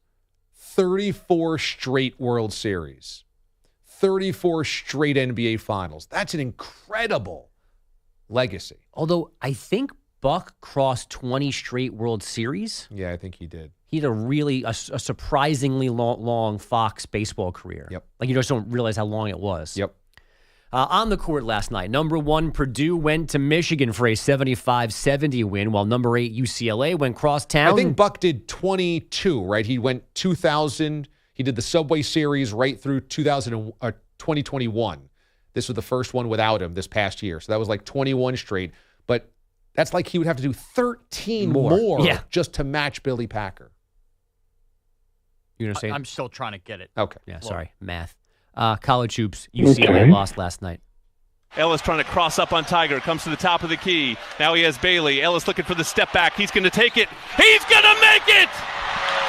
Boogie Ellis has given USC a 9-point lead with just 1:18 to go. That's Jordan Moore on the Trojans Radio Network. Boogie Ellis, a career-high 31 as the Trojans. Another thing Sean once got wrong, upset the Bruins 77-64. The Mavericks night in Phoenix did not start well with Luka Doncic twisting an ankle, but it ended well thanks to Spencer Dinwiddie. Dinwiddie across the floor, right to left. Sidestep left, over 8, banks it in. It's been that kind of night for Spencer Dinwiddie, and a timeout by Monty Williams. What a shot by Spencer Dinwiddie. He's got 35. Chuck Cooperstein on Mavs Radio. Dinwiddie with a season-high 36. After Luka's exit, Dallas winning 99-95. The Clippers smacked the Spurs 138-100. The Celtics skid his 3 after a 120-117 OT home loss to the Knicks. And the Pistons won in Brooklyn 130-122. Kyrie scored 40, but his Nets now 2-6 without Kevin Durant. Those two Nets are all-star starters, as are Giannis, Jason Tatum, and Donovan Mitchell. It's LeBron, Luka, Curry, Jokic, and Zion from the West. LeBron and Giannis are team captains. Will pick their squads next month in Salt Lake City. The first NFL head coaching vacancy closed yesterday with the Panthers picking Frank Reich over popular interim coach Steve Wilkes. Novak Djokovic cruising past American Tommy Paul 7-5, 6-1, 6-2 to reach another Australian Open final. He has 9 titles down under so far. Faces Stefanos Tsitsipas on Sunday. Tsitsipas. And they needed an overtime ending, man, in Minnesota last night. Zuccarello dancing free, scores! A highlight reel goal from Matt Zuccarello! It's the overtime winner! That's from Wild Radio. Matt Zuccarello getting Minnesota a 3-2 win over the Flyers. DA, back to you. Thank you, Bogues. Our next guest, former NFL executive, former NFL general manager, NFL analyst, and host of the Lombardi Line on VSiN, the All Sports Betting Network. Joining us this morning on the program is Michael Lombardi. Michael, good morning. Good morning. How are you? I'm doing great. Thank you so much for joining us. When you look at the offensive explosion that the Eagles can create versus how great the defense is, the 49ers, what interests you the most about that matchup on Sunday? I think it's about style of play. Like all great fights, heavyweight boxing matches, it's always about the style. I think whoever plays from in front in the 49er Eagle game is going to be able to show their defensive dominance. You know, the 49ers really have been able to, when they play from in front, that rush creates a lot of problems for opposing quarterbacks. The speed of their team, their ability to tackle. And it shows up when they're not in front, but I think against a team like Philadelphia, it will magnify itself. And it's the same thing for Brock Purdy. He's never played from behind in a game in his career. He's always been able to rely on a drop-back pass game, and so not have to rely on a drop-back pass game. So to me, this is a game about who plays from in front, who can control the game with the lead, and forces their opponent's defense or offense to have to pass protect in a different style and manner that they're used to. You know, the Eagles are really good. I mean, they have almost a 100-point differential between the second and the third quarter for teams. So that's how they've survived all year and over these last 10 weeks of the season with Purdy at quarterback, same as the 49ers. Were you surprised that Jalen Hurts has been this effective this season? You know, I am a little bit because I thought his anticipation wasn't as good coming out of Alabama and Oklahoma, but I think the Eagles deserve a ton of credit for developing an offense around his skill set. I'm not sure Jalen Hurts could play in any system, but what I call the six-back offense, which is really going back to the single wing days when the quarterback was the main runner. This is what the Eagles have done. He is the main runner in their offense. I know Miles Sanders leads the team in carries, but his effect in the run game, where the defense must account for him in the run game. This isn't plays where he scrambles. This is plays where he's the design ball carrier. This allows him to make the defense very uncomfortable and have to set the edge inside out, not outside in. And then it also helps him in the play-action pass game because he's going to throw the ball to A or B. It's not a lot of decision-making in terms of anticipation. And he's worked really hard at his game. He's a smart kid. I think he deserves a ton of credit, and so do the Eagles for really developing the system from within that magnifies his talent. Michael Lombardi, NFL analyst, host of the Lombardi Line on VSiN, joining us this morning here on the show.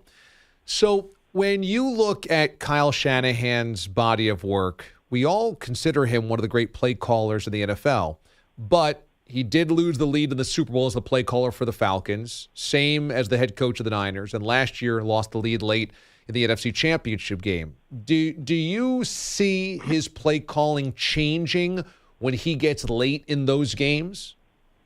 No, I really don't. I mean, look, he gets blamed for it in the Atlanta one, but that's the head coach's job to basically say to the offensive coordinators in the league, their job is to score points and get yards. Until somebody tells them otherwise, that's what they're going to keep doing. I think when you go back to that Super Bowl, I mean, they have a 3rd and 17. The defense is supposed to be elite. They're on the field. Tyreek Hill catches the ball off a scramble.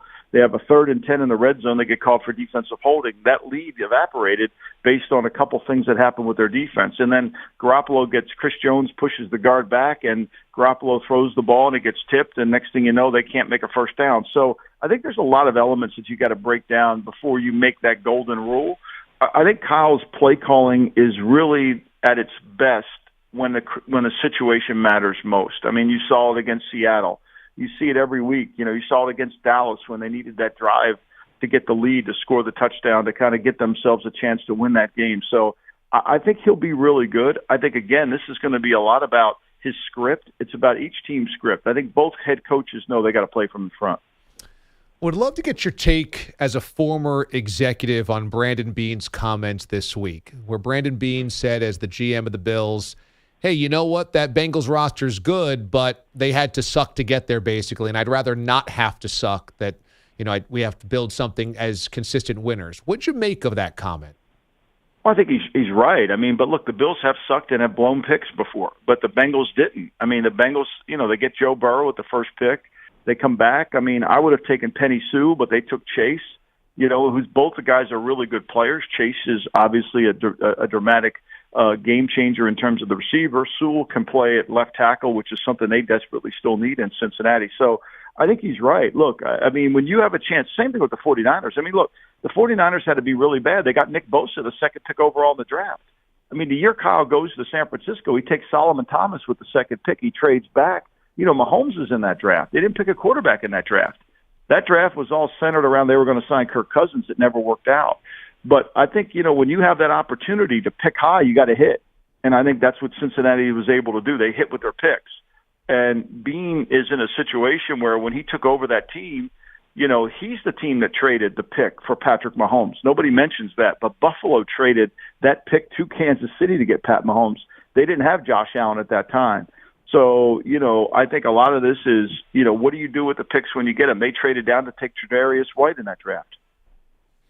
So that's a really, really good point about trading the pick for Patrick Mahomes. I mean, at some point, the Brandon Beane thing sounds like an excuse because you just lost to a team that just might be better than you. At the same time, it is a reality that good teams have to deal with if they don't pick really high. When you look at how the Bengals have assembled their roster, do you look at it as, hey, that's just a lot of savvy roster moves, or do you look at it as, yeah, they were really terrible and just hit on their big picks?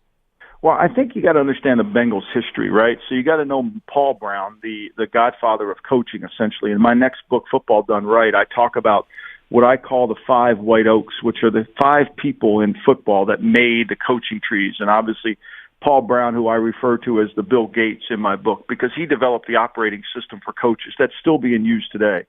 And that operating system is still being used in Cincinnati. And they've done a good job of collecting players, whether it's Sam Hubbard, the signing of Troy Hendrickson from the Saints was a great signing. How they've really, the picking Joe Mixon when a lot of people weren't going to pick Joe Mixon because of the incident in Oklahoma, the Higgins pick. I mean, they've done a good job of their coaches figuring out what they needed to be really good on offense and defense, and then they've developed that talent from within. I mean, Lou Anarumo's done a great job of cultivating the talent on his defense. So I think they've done a really good job.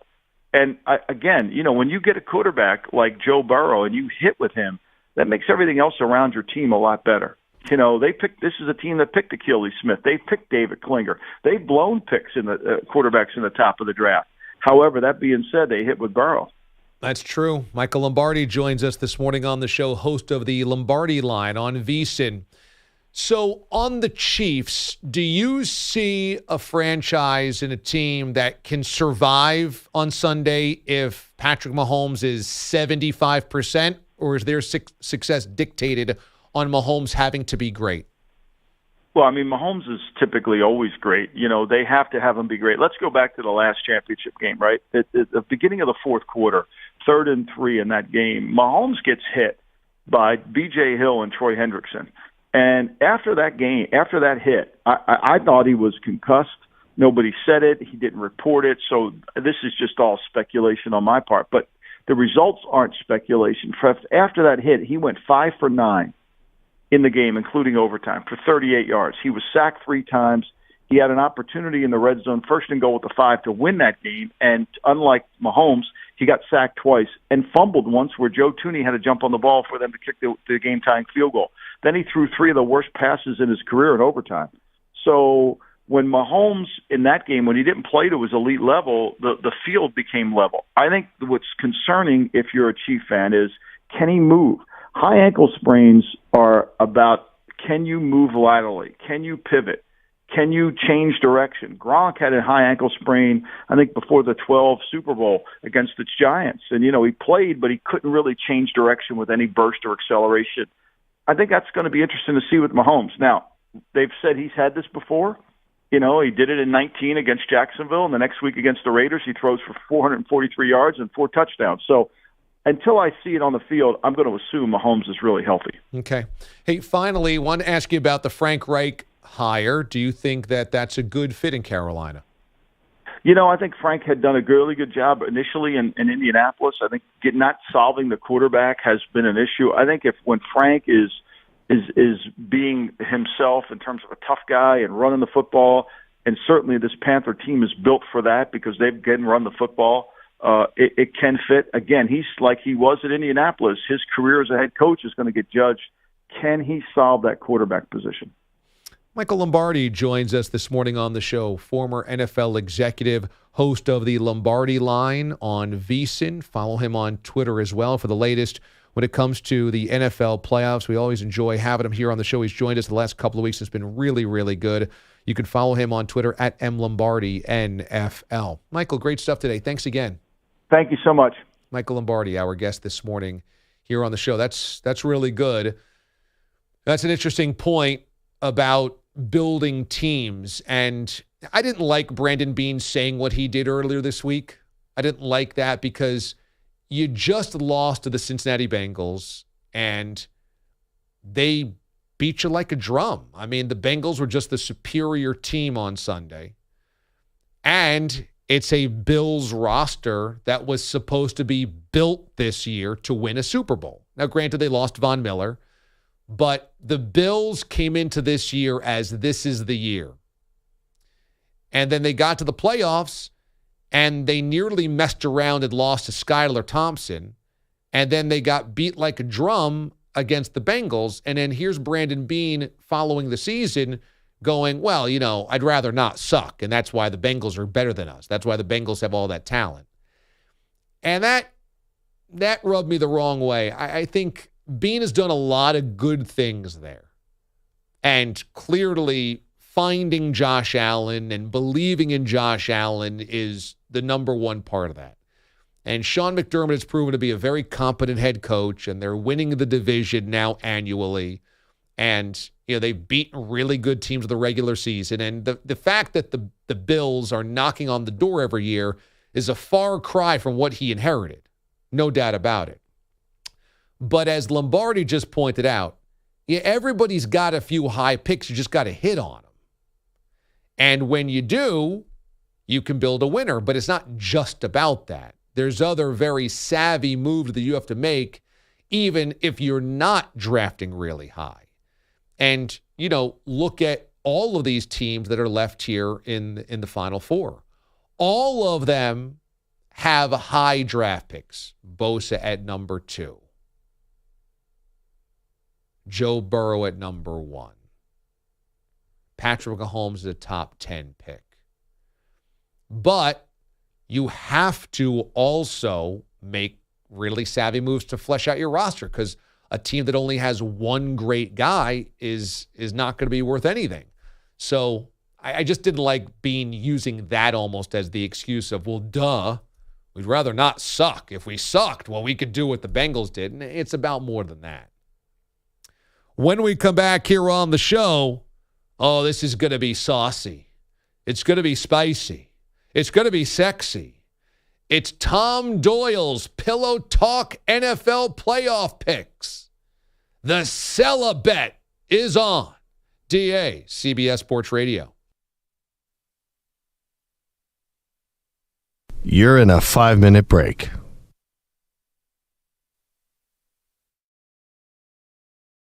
The Giants were playing the Packers in the playoffs. Jolt and Joe D on the Wheels of Steel, huge Packer fan. Giants fan being Mraz. They had a bet going on. Mraz said, I'll do anything. I'll do anything. So he said, okay, if the Packers win, you've got to go out to Central Park in nothing but a Speedo. We put Crisco all over you, pour bird seed on you, and then make you feed the birds that come peck the bird seed off of your Buddha belly. He did that because the Giants lost that game.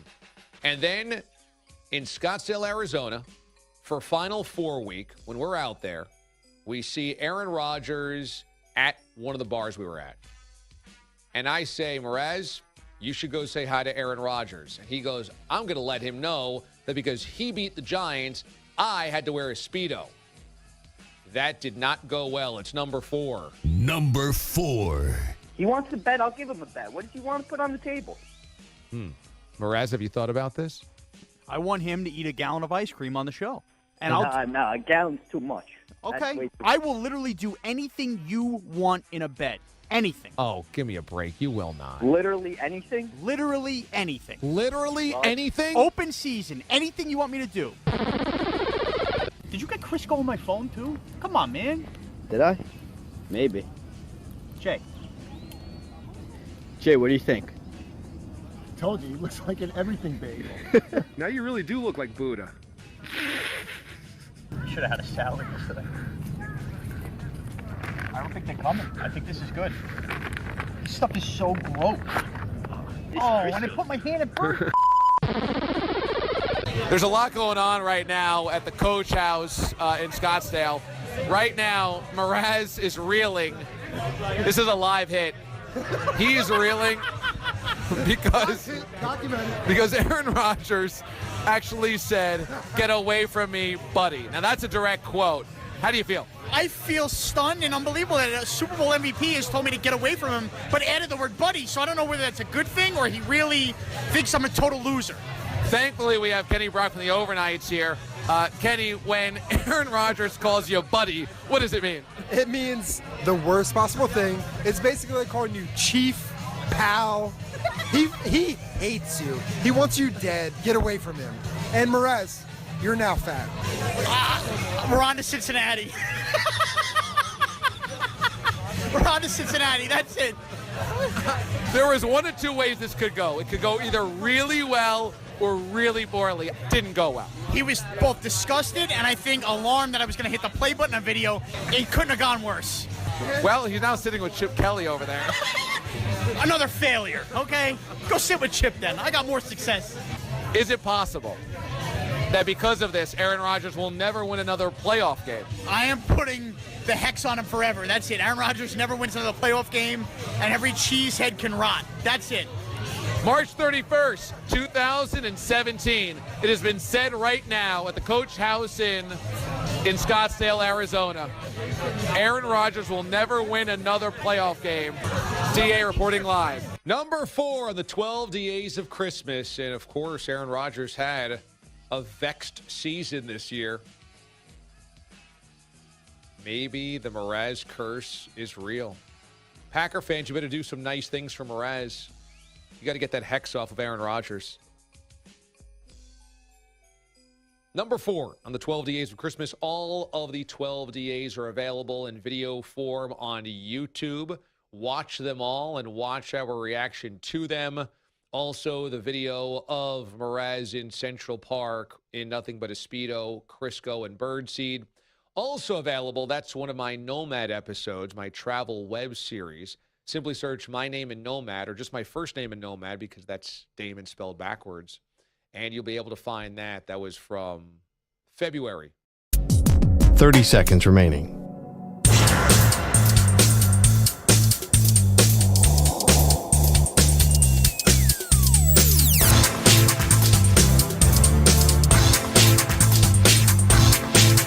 $15 seconds.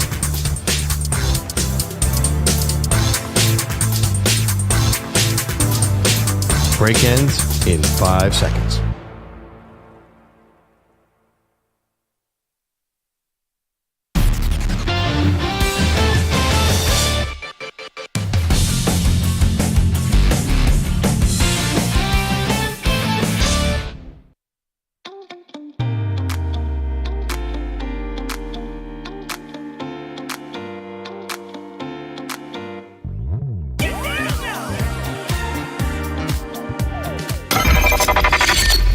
Snooze knock. Dan in Mechanicsburg is asleep in the lazy boy. The DA Show on CBS Sports Radio. 47 minutes past the hour. DA with you here on CBS Sports Radio. A fine Target Demo Friday to you. You can always let us know where you are and how you're listening on these Friday mornings, and we'll read them coming up in hour number 4 of the show. When you see the meme of Mraz as cliffhanger saving his family from the sinkhole in his backyard, let us know where you are and how you're listening. All right, so there's bets and then there's bets, and this is a bet.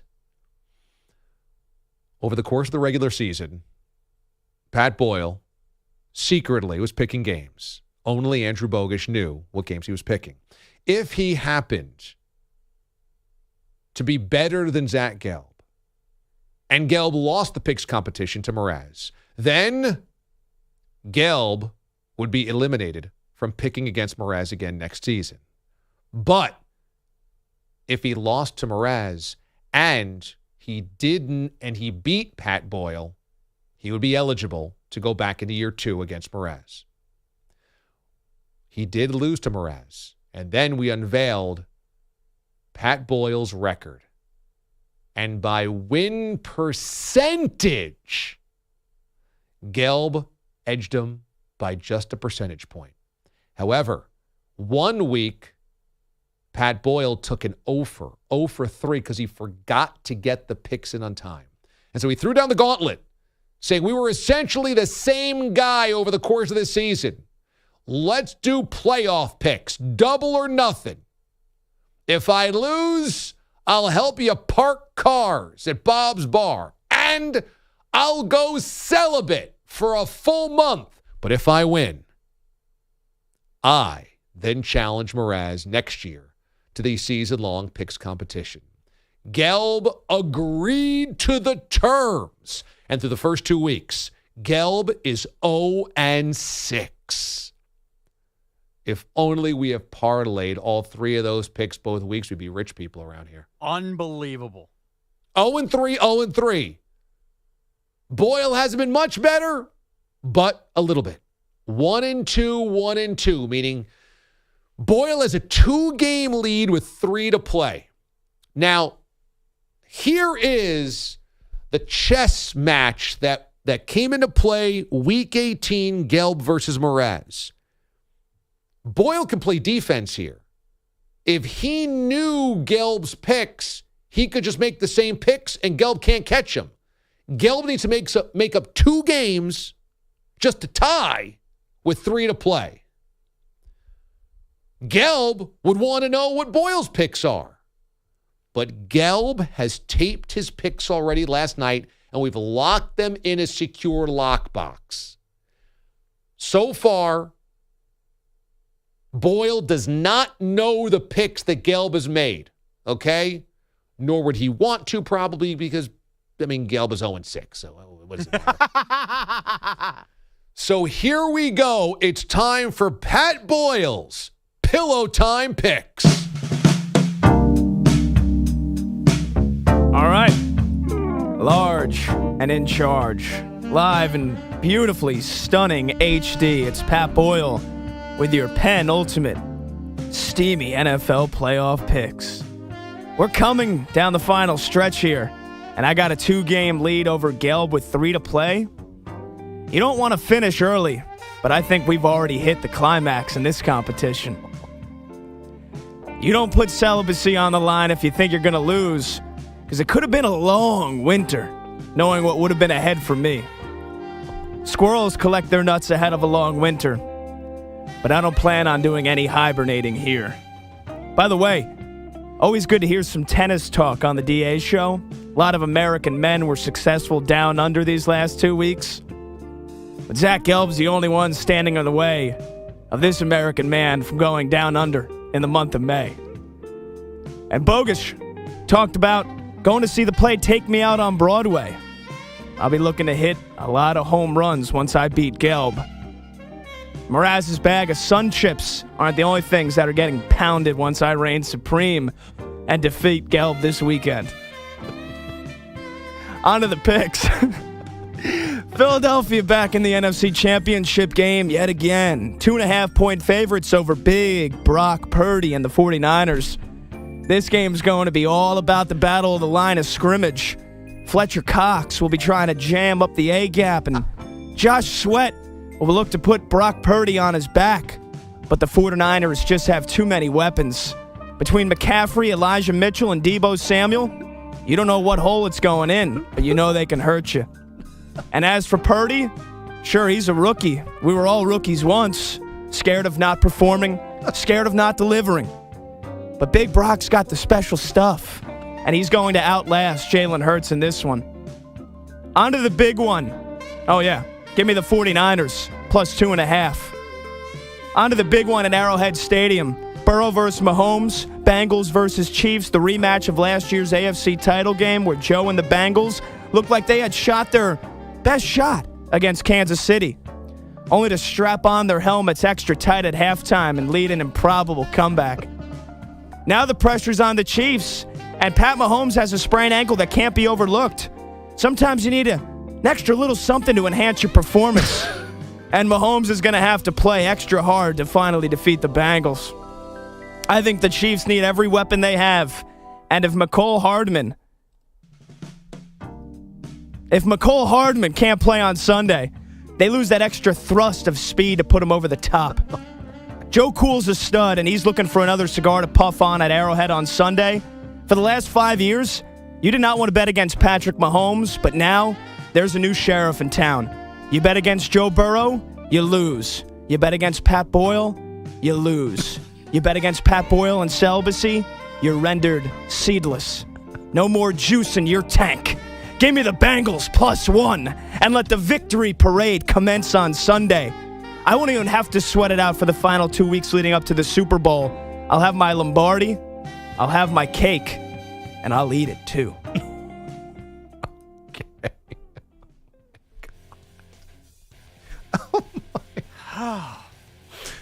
Fletcher Cox is going to pound the A-gap.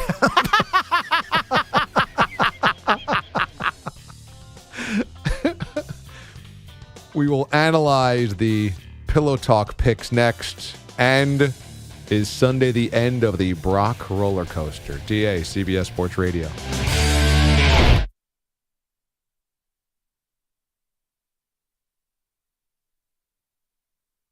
You're in a 5-minute break.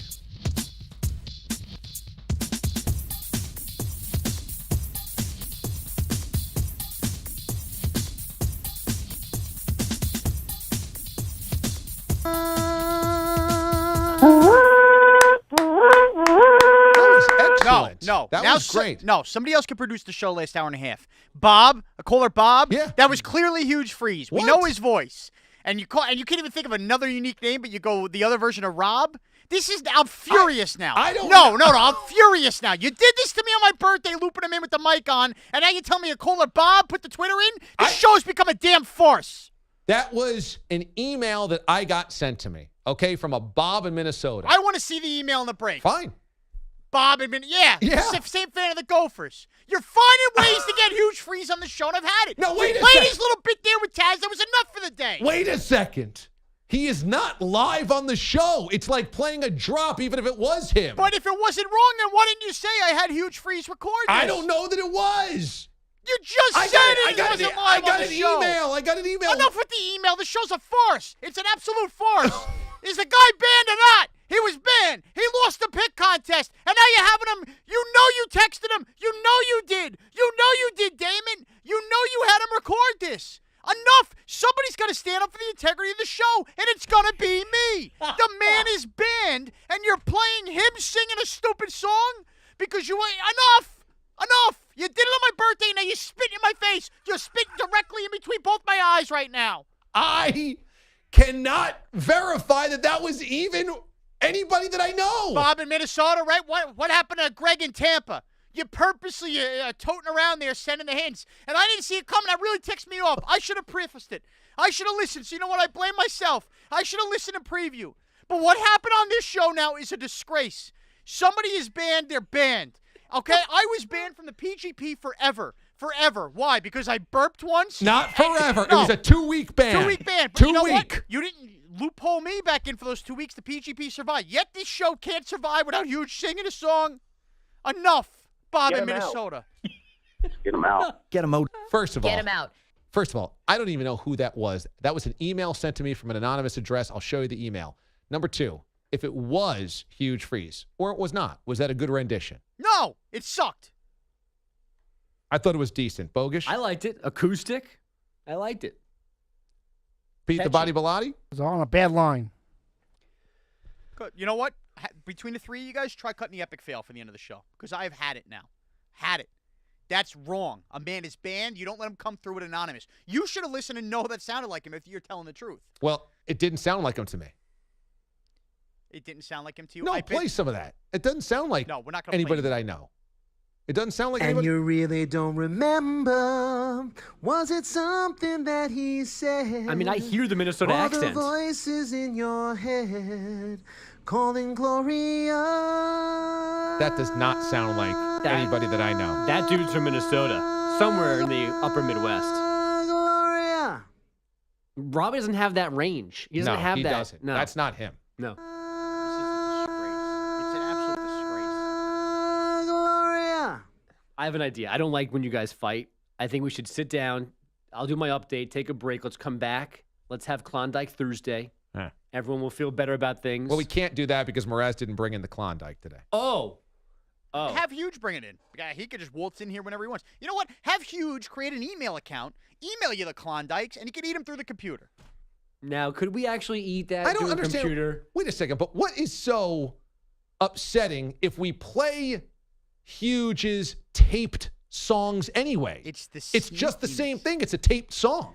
Well, first of all, it would just show that again he couldn't get here. Second of all, it would again if you came to us today and said, "Look, I had Huge sing Gloria. It's not live on the air." Like, just be upfront about it. So you feel duped, and that's why you're embarrassed and angry. You've been conniving and sneaky lately, and it's just not right.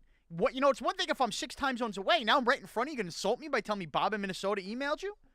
And you know I'm too lazy to check before listening, so you're taking advantage of my laziness.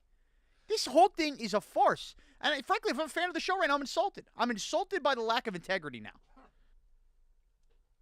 I don't know. I don't know how you could feel that way. That was a listener, and you know I love listeners. You know that I always want to honor listeners. A listener sent me a rendition. Bob in Minnesota emailed me. I'll show you the email. Boom. I played on the air. Suddenly, it's a bad thing. I thought we were all about the listeners around here. We're about the listeners that aren't banned. Why would anybody pay off a bet on the show again? Why? Doesn't matter. I pay off all my bets. Well, clearly not. A bet was a bet on the picks, and Huge was banned. I've eaten all my salsa and worn all my Easter outfits. Don't you think you're falling? Damon Amendolara, featuring producer Mraz and the musical sounds of the Zap Zap Orchestra. Now, ladies and gentlemen, here's DA. All right, and a happy Friday morning to you, everybody. Coming up in 20 minutes, picks, and more picks. Mraz has his up-the-gut picks and an NFC, AFC championship game football food of the week. Puffiness with sodium. We also have Stunned to a News this hour, and in 40 minutes, the competition could be over. In 40 minutes, we have Gelb's Gambles. We just got Pat Boyle's Pillow Talk picks. More sexual innuendo in one set of football picks than ever been done. If Gelb picks both games the same as Boyle, competition's over. He can't catch him. He needs at least one of these picks to be different than what Boyle just gave us, which is Niners plus the 2.5 and the Bengals. Is it a pick 'em or is it one? He got it at +1. Price it out. Well, it doesn't matter. Yeah. A +1, a pick 'em. It's right there. 21-20, though, throws everything off. Oh, if they win by 1? Yeah. Okay. Yeah, okay, that's a good point. All right, so we'll see. Anyway, they'll be using the same lines. And, of course, the winner moves into next year's picks competition against Mraz. So people wondering, is this the end of the Brock Purdy ride? And there is a way that the Niners don't win this football game, but Purdy's story isn't done here. There is a way that happens. The thing with Brock Purdy is, from a physical standpoint, you don't see a lot of wow with Purdy. He's not tall. He's like 6'1". He doesn't have an extremely big arm. He doesn't make huge throws downfield or howitzer throws underneath. He has small hands. He's not incredibly fast. It's not like he's Kyler Murray. So you look at him and you go, well, what's going on here? And certainly a huge part of this is that he landed in the perfect situation. This was the perfect situation for him. A team that was already winning football games this year, doing so with a backup quarterback, and doing so with a backup quarterback that really was a game manager. Purdy wasn't taking over for Justin Herbert. He wasn't taking over for Trevor Lawrence. He wasn't taking over for Patrick Mahomes. He was taking over a winning organization that already was having a backup game manager have the game tailored to him. So when Garoppolo went down, Purdy becomes the next version of Jimmy Garoppolo. He didn't have to become the next version of a superstar quarterback. And in a savvy roster build, the Niners under John Lynch and Kyle Shanahan have recognized they have not had a dynamic quarterback since they took over. They haven't had it. So they've had to make sure their defense was elite. They've had to make sure their ground game was elite. They've had to make sure that they were creative with Deebo Samuel and creative with Christian McCaffrey. They had to make the trade for Christian McCaffrey because they couldn't be quarterback reliant. And so when Purdy takes over, it is the perfect situation to take over.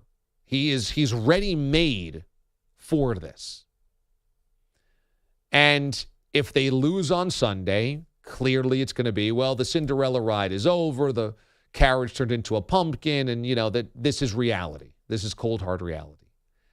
But I don't necessarily believe that's the case, because I think that when you get to this point of a young player building some confidence, gaining experience, playing in big games, and a team that also believes in you around you, I think those guys believe in Purdy. I think that sets a base, that sets a foundation that can work moving forward. I'm a lot more skeptical on guys that get very brief looks, brief experiences, and then somebody gives them a ton of cash in the offseason. Think about Matt Flynn a couple of years ago. Flynn basically starts 1 or 2 games for the Packers when Rodgers is out. And suddenly it's, maybe he can do it full time. And somebody overpays for a guy that has been a kind of a career backup and said, maybe he's just been stashed on the wrong team. Matt Flynn was nothing. Look at a guy like Scott Mitchell, a generation before. Backup for years. Splashes for half a season when Marino goes down, and suddenly it's, you got to give him cash because maybe he's the next guy. I don't think anybody's spending a ton of money on Purdy in the offseason. You wouldn't have to. He's on a rookie contract. But I don't think this is a situation where somebody goes, okay, if you're not going to start him, we'll give you 2 1s for him. And then he goes to a bad team and has to kind of, carry the franchise on his back.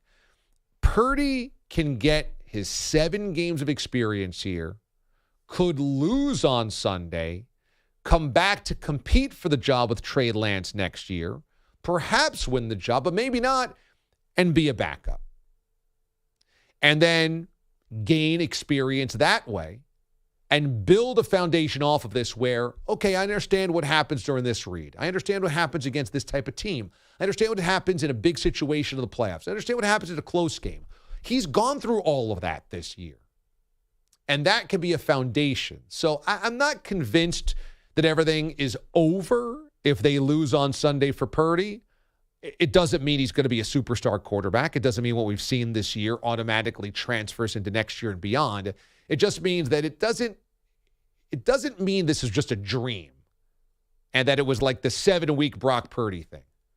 Now, I will keep open the door that it could be. It certainly could be that. I mean, again, we have had the Scott Mitchells, the Matt Flynn's of the world, and guys that have just had a very brief moment of the sun and then just go away forever. That can happen. I just don't think that's the case here because I think that Purdy has proven with a good team around him, he can be very, very good. And these are important games getting into the playoffs and in the playoffs that he's succeeding in. What happened Wild Card Weekend was that's a big boy moment. He's in a nip and tuck game against a division foe in the playoffs, win or go home, and he steps up and has a very, very good second half. Yeah, they had a drive that they needed. They were a tie ball game last week against a very good Cowboys team, and they put together the long drive that ends in a touchdown. That's a big boy moment.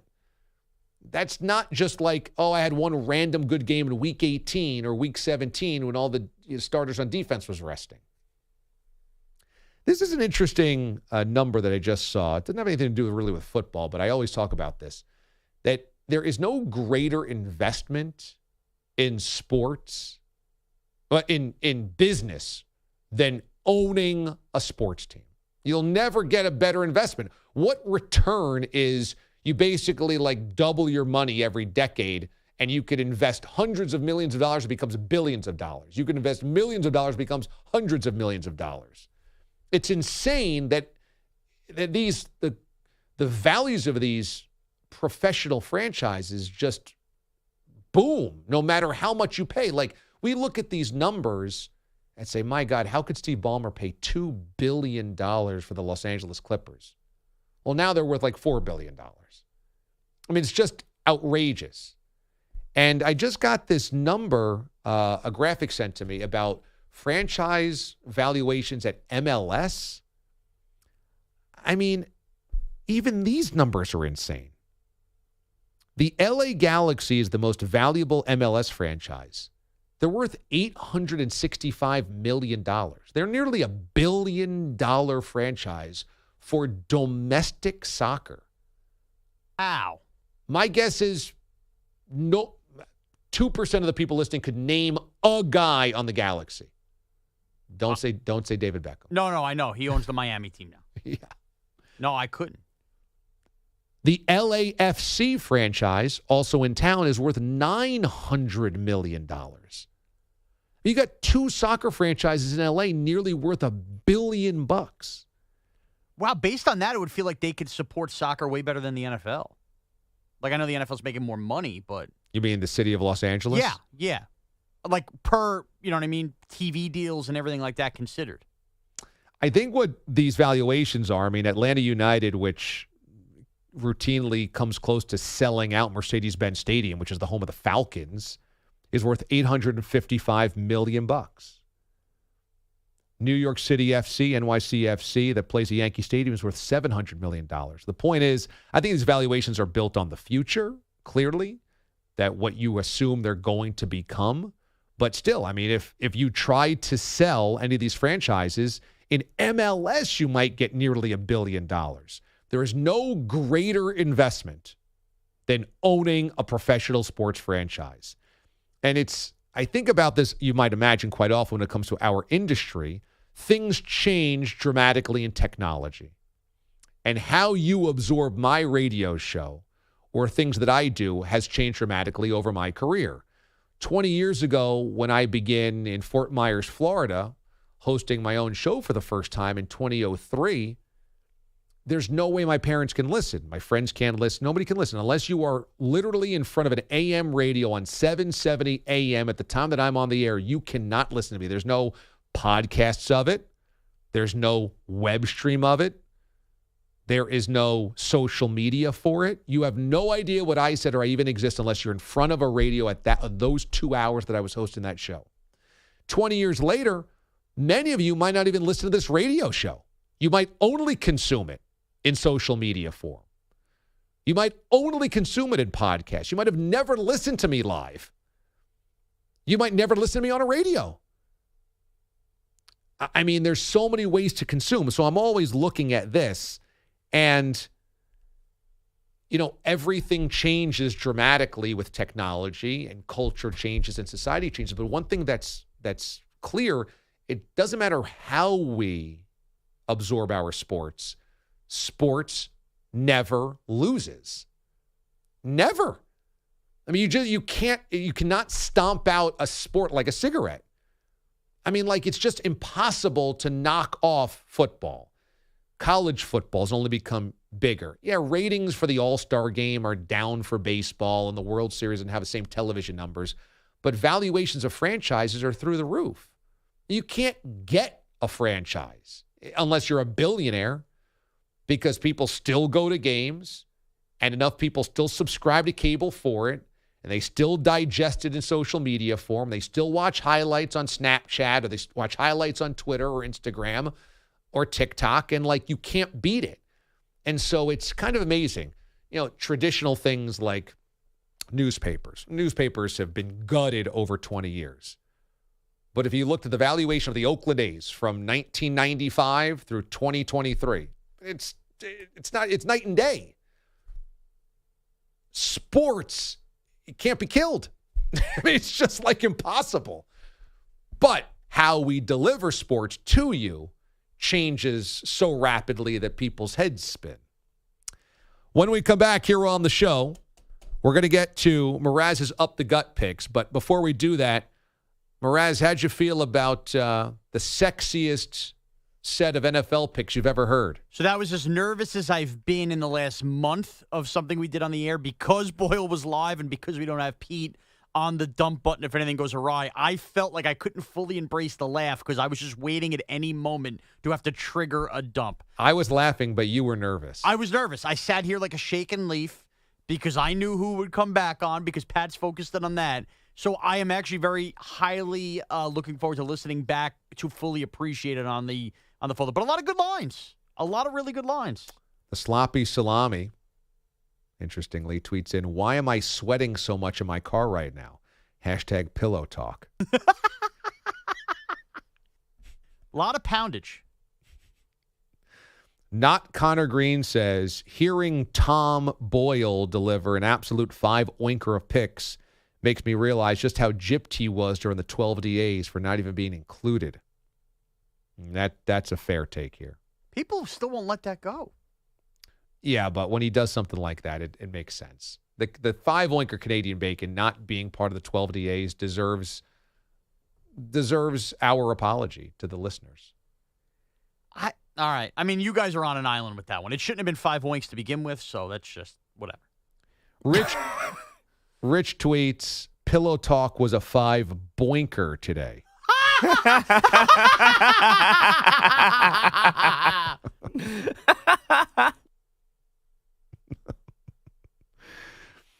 By the way, Marie in Denver, once she hears pillow talk Pat's picks. Oh, she's all in caps on Twitch right now. Oh, so she heard it. Oh, hello, handsome, trying to tag Pat Boyle on there. Oh, she's tickled. Oh, that was tickled. A good morning for Marie in Denver. Oh, yeah. She's ready for a Colorado avalanche. Hearing Pat talk about Fletcher Cox pounding the A gap that made Marie's day. Made her year. All right, when we come back, we've got Mraz's Up the Gut picks and a football food of the week for Championship Sunday. DA, CBS Sports Radio. You're in a 5-minute break.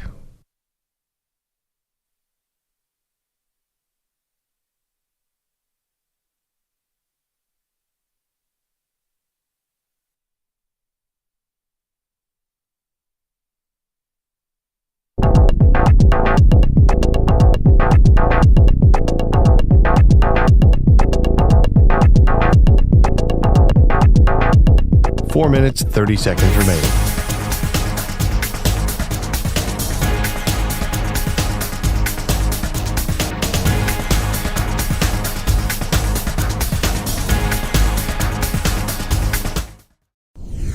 Mraz can't tell other people what they should like. Just like we can't tell him don't like chocolate ice cream poured all over your face. Oh, I don't think people... That's not what I said. I never said people can't Yes, you like said- Home Alone or they shouldn't like You it. said it sucks. You only like it out of nostalgia. That would be my guess, and I'm explaining why. And I also told Bogish why I like Home Alone is because if you really go into a deep dive, but that's all. We don't have to turn this into Home Alone, but if you like Home Alone and think it's a great movie, by all means, then you actually think it's a great movie. Don't back off this now. That was don't my back take. off this. No, That was my take. No, your tweet was, I just Home Alone watched Home sucks. Alone.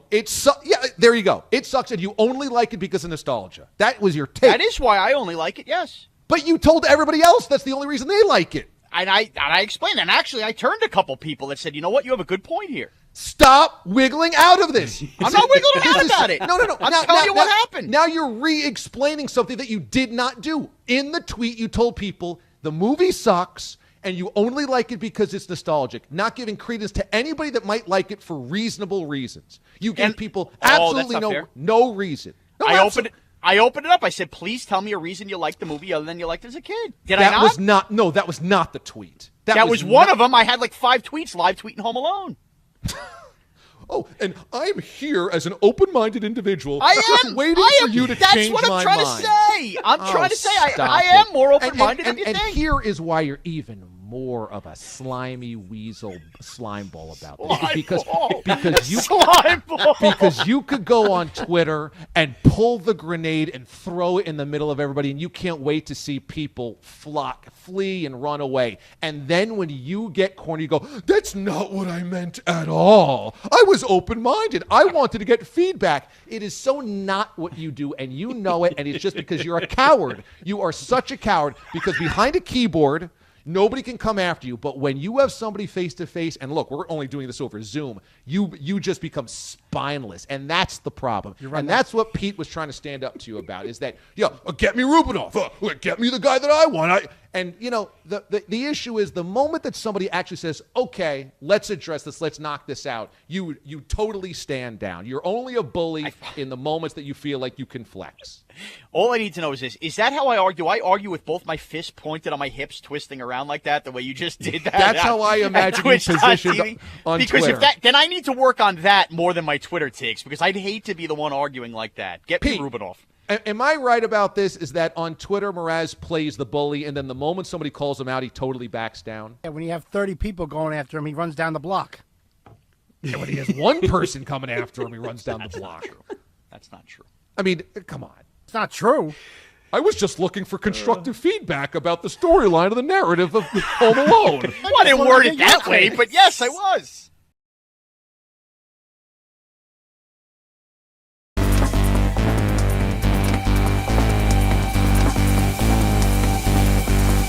One minute remaining.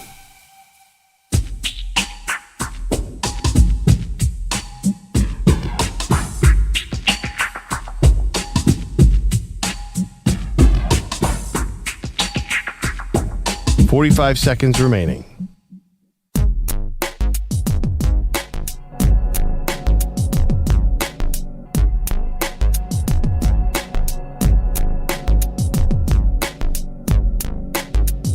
$30 seconds remaining.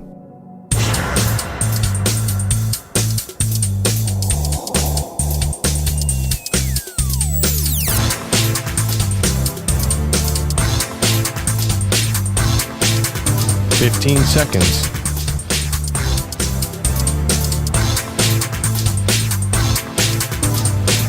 Break ends in 5 seconds.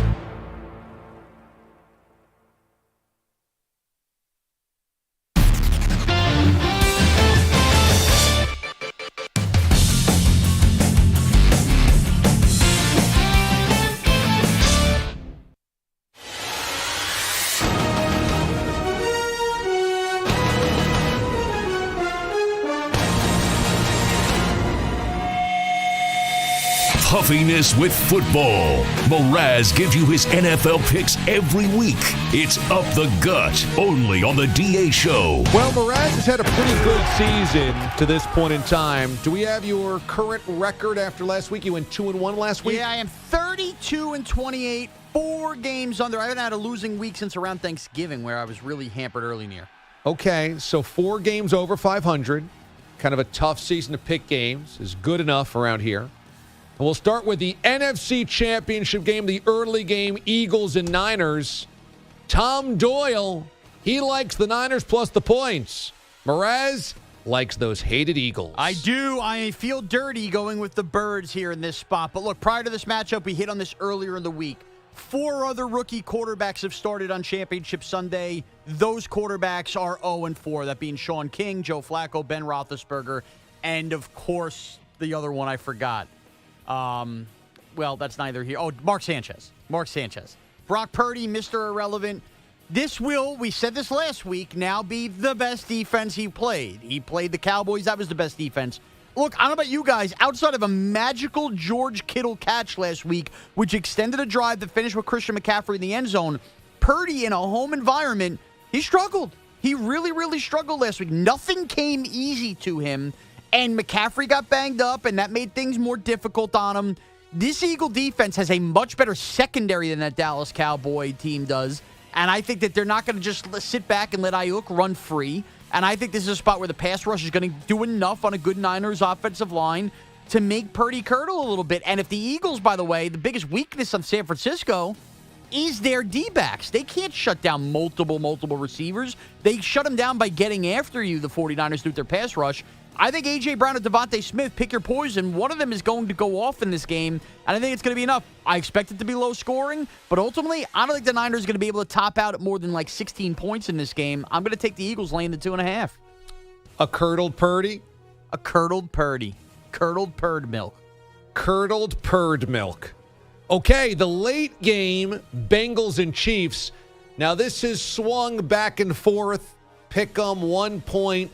Boyle has the Bengals +1. Yeah, I'm going to go Bengals +1 because that's where it stands now. It had it at 1.5. Our editors didn't even put in a minus or a plus at the up-the-gut column right here. It's Bengals +1, but it swung all the way around. At time of print, I think it was Bengals laying 1.5. Either way, I think the Bengals are going to win this game by at least a touchdown. So, to me, I'm going to bet them on the money line. I'm going to do at least a touchdown. Yeah, I do. I think the Chiefs are cooked here. Look, we could put out all the practice picks and walking up and down a podium. We wanted Patrick Mahomes. A high ankle sprain is a high ankle sprain, okay? And if this was week 4 of the NFL, I don't think we're seeing Patrick Mahomes for a couple weeks. I give him credit. He's going to go out there, and I'm sure he will have his moments where he makes a couple tough pocket throws. But, like, Michael Lombardi brought up a good point. Where Rob Gronkowski was in that Super Bowl, yeah, okay, Rob Gronkowski could catch a couple passes, but he didn't have that extra burst. And the Bengals defense, we saw last week, now you're going to give them the one-dimensional quarterback where they really know you're not going to roll to the outside and beat us like that. I think the Bengals are going to get after it. I think their secondary is going to make plays. I think their pass rush is going to make plays. And, look, the X factor is how much is that Bengal offensive line going to, submit to the Chief pass rush. Burrow's going to get rid of the ball quick. There are going to be plays down the field made to T. Higgins and Jamar Chase in this game. And I think you're looking at another trip to the Super Bowl for the Cincinnati Bengals, and I think it's going to be a very disappointing thud ending where the Chiefs and their crowd feel like they're filing out of Arrowhead with a few minutes left. Wow. So Mraz likes the Bengals big, and he likes the Philadelphia Eagles as well. That's his picks going into Championship Sunday. Now, the always undefeated football food of the week sounds oh so delicious. I know there's been a lot of speculation on my dietary habits these days, but I have to tell you that this one has me drooling at 8:25 in the morning. Yeah, I mean, look, this is your fattest era of Damon Amendolara's life, so if I can't get you stoked right now for football foods of the week, I'll never get you stoked. Can we have more music, though, here, Boyle? Because with the football food of the week, it really needs NFL Doyle's dongle over here, all right? A1 Steakhouse Burger Sliders, okay? I'm going to repeat that again over the music. A1 Steakhouse Burger Sliders. Oh, all right? Yeah. You have the Winter Blues right now. How about you guys? Last week, Winter Blues. We had the camera outside. I was watching Giants Eagles. We tailgated. I had the grill going. And that smell, I had the sausage dripping, all that. I said, man, I miss grilling. I miss summertime. Ooh, I want a burger. I want a burger. So I looked in at my fridge this week. I saw a bottle of A1 sauce. I said, I haven't used that in a while. I saw some chopped meat. So I said, I'm going to have some fun here. I caramelized some onions, okay? I had some shredded cheddar cheese. I took the ground beef, little garlic powder, salt, pepper, and then I dumped the bottle of A1 in there. I molded that together. That's a concoction I've molded together. And then I took my hands and I made a couple patties. I threw them on the grill. I did a medium well. People like me, cook them however you want. King's Hawaiian sliders. Luckily, Target still had some left. Okay. Because I made them small. I didn't know how much I needed. That King's Hawaiian roll. I mean, forget about it. Now you're talking about the bite of an A1 sauce with those the cooked good onions with the chopped meat and the cheese perspirating out of the beef. Folks, it doesn't get much better than that. I'll do you one better because I didn't want to take away from the A1 flavoring. I didn't even do a sauce on top of the burger. Is that a ketchup squirt? Yeah, or, whatever you want to do. A mayo, a ketchup. I didn't even do it. I just let the burger flavor speak for itself with the King's Hawaiian flavor. It was mwah, mwah. It's real easy to do. Just do it. And you put out a little platter, a little sample, a toothpick for each one of them. Make it look fancy for your friends and family. You have a great championship weekend. That does sound delicious. That's a really good one. That's a really, really good one. Thank you. A1 Steakhouse Burger Sliders. You brought your A game championship Sunday. Well done. Because we've had some real turds of a recipe over the course of the season, but this one's a real winner. It's a curdled purd milk, not that this week. This is a good one. A1 Steakhouse Burger Sliders. I want to let you guys know, words can hurt. And so can putting coworkers in a casket on a meme, but that's just me. And when we speculate here on the show, our words carry weight. Literally. Oh, they do. On the PGP this week, Mraz and Bogish on side B speculated that perhaps I needed a fat journal in 2023, that I had become consumed by eating, and that I was on my, quote, fattest era. His words, not mine.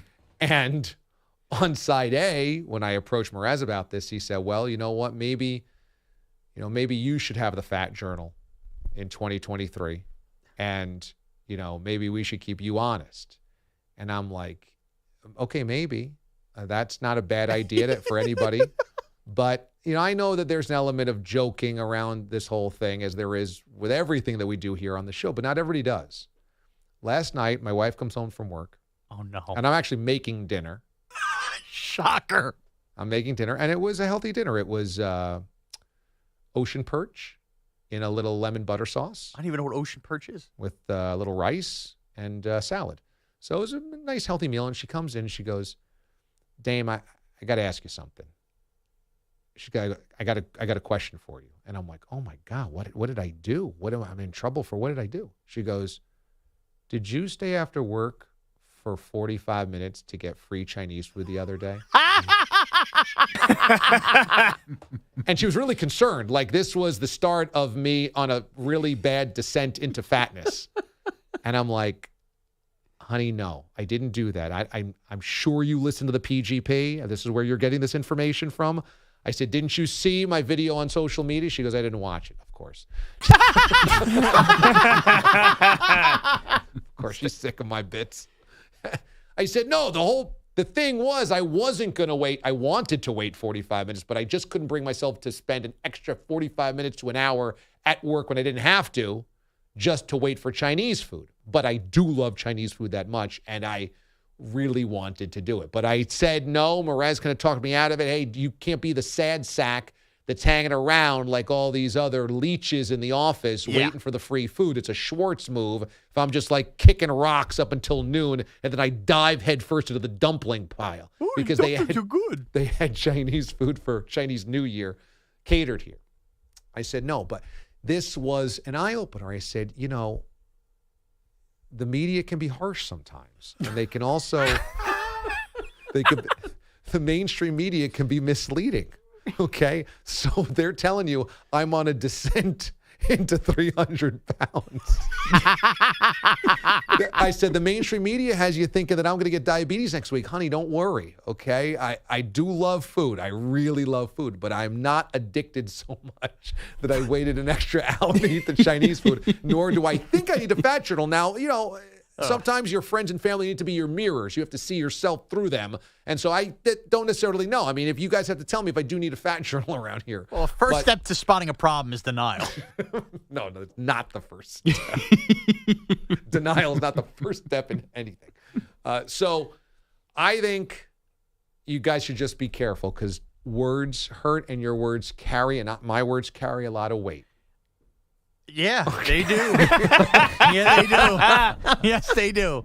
Now, notice, it has to be said, the PGP was on Wednesday. Yeah. We have not, Bogus, witnessed DA put a single thing in his mouth. No. Yesterday, he even hid whatever he was snacking I on and wasn't eating. hiding. I wasn't hiding. DA been on a run of saying, I need to eat at 9 a.m., so I don't pull off to Burger King on the way home. Whopper, cheesy Whopper. Why is my voice that, by the way? Why did Because I'm not going to I get became burnt. a Muppet suddenly. All right. I don't want to turn over into BK parking lot.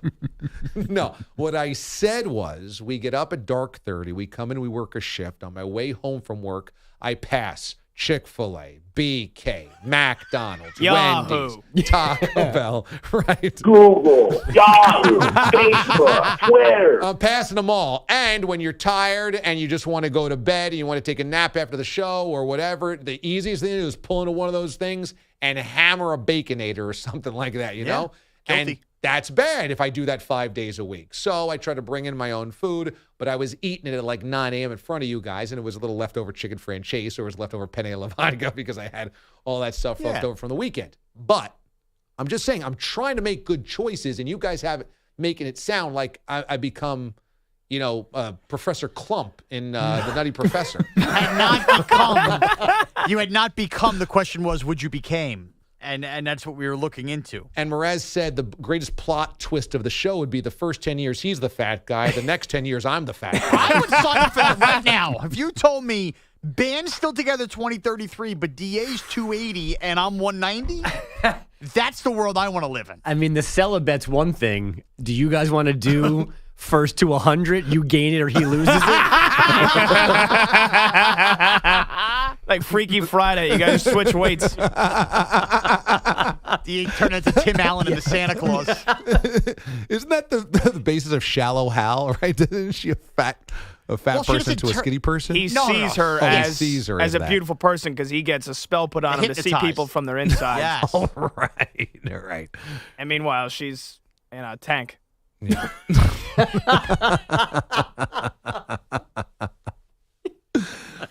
So stick around for the ongoing storyline here on the DA show. Does DA become the fat guy? Everybody in DA's life has turned to him saying, we're really concerned. I mean, really. But one PGP and 2 days that I ate penne alla vodka at 9 in the morning. Suddenly, everyone's concerned I become a diabetic. We need a second A on the show, the DA show. DAXL. You're going to be doing Wizard of Odds next October. All of a sudden the music's going to fade. And Raz, we need to talk. Is that a lawn gnome now? Bogus just headlines.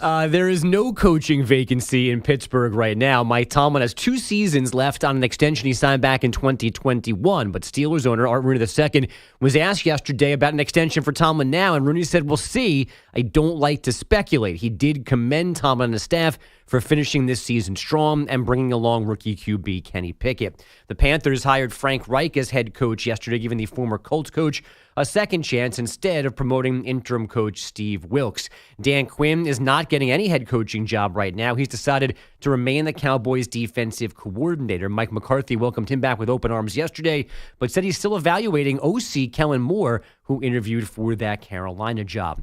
The college basketball world is mourning the loss of Billy Packer, the man who called 34 consecutive Final Fours on NBC, then CBS, has passed away at 82. Longtime partner Jim Nantz was on CBS this morning. I think Billy will go down in history as one of the greatest analysts in the history of sports television. I think that when you start looking at the pantheon of great analysts, you've got John Madden and you got Billy Packer, and you start right there. Packer played at Wake Forest, then tried coaching like his father with no plans to broadcast, but he took a TV job in 72 and 2 years later was working the Final Four. And he was a rare college analyst, this was college basketball, that was very critical of coaches and at times players, and that rubbed a lot of people the wrong way. I mean, think about our analysts these days. Grant Hill.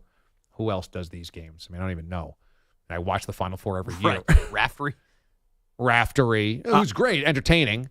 Digger Phelps, etc. Like every college basketball analyst is always glowing about coaches, glowing about players. That's the bit. You know, it's kids and coaches like other coaches, and Packer was critical. Packer was pointed. Packer grew a lot of enemies. I mean, remember, by the end of his career, like, people really didn't like him because he was so salty.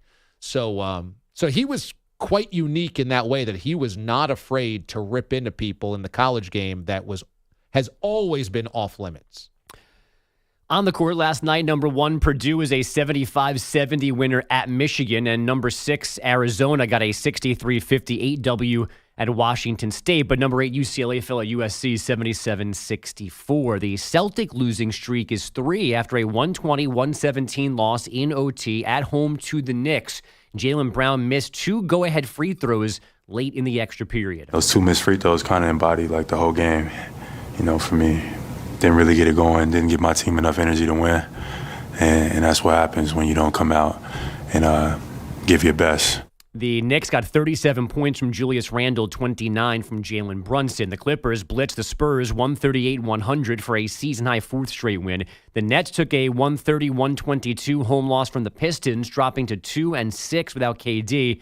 And the Mavs won in Phoenix 99-95, despite Luka leaving in the first quarter after twisting his ankle. LeBron and Giannis are team captains for the All-Star game next month in Utah. Curry, Doncic, Jokic, Zion. The other starters from the West, Kyrie, Durant, Tatum, and Donovan Mitchell, joining Giannis out of the East. Joel Embiid, the biggest name left off the list. Women's college hoops last night, 5th-ranked UConn thumping Tennessee in Knoxville 84-67, extending their win streak to 12. Tommy Paul's Dream Australian Open ending with a 7-5, 6-1, 6-2 loss to Novak Djokovic in the semifinals. Djokovic now goes for his 10th title down under on Sunday against Stefanos Tsitsipas. And from the NHL, the Lightning down the Bruins 3-2 for an 11th consecutive home win. The Caps topped the Penguins 3-2 in a shootout, and the Red Wings were 4-3 winners in Montreal. Robbie Fabry, the overtime ending man. And now, let's get stunned.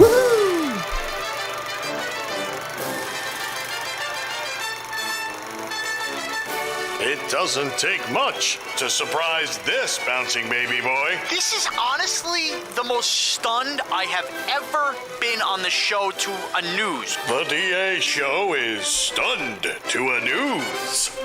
I knew this was too good, too stunned to be true. Oh, no. Following up on yesterday's Uber Eats debacle at Duquesne, Loyola, no. Chicago basketball. Don't crush my dreams, Bogues.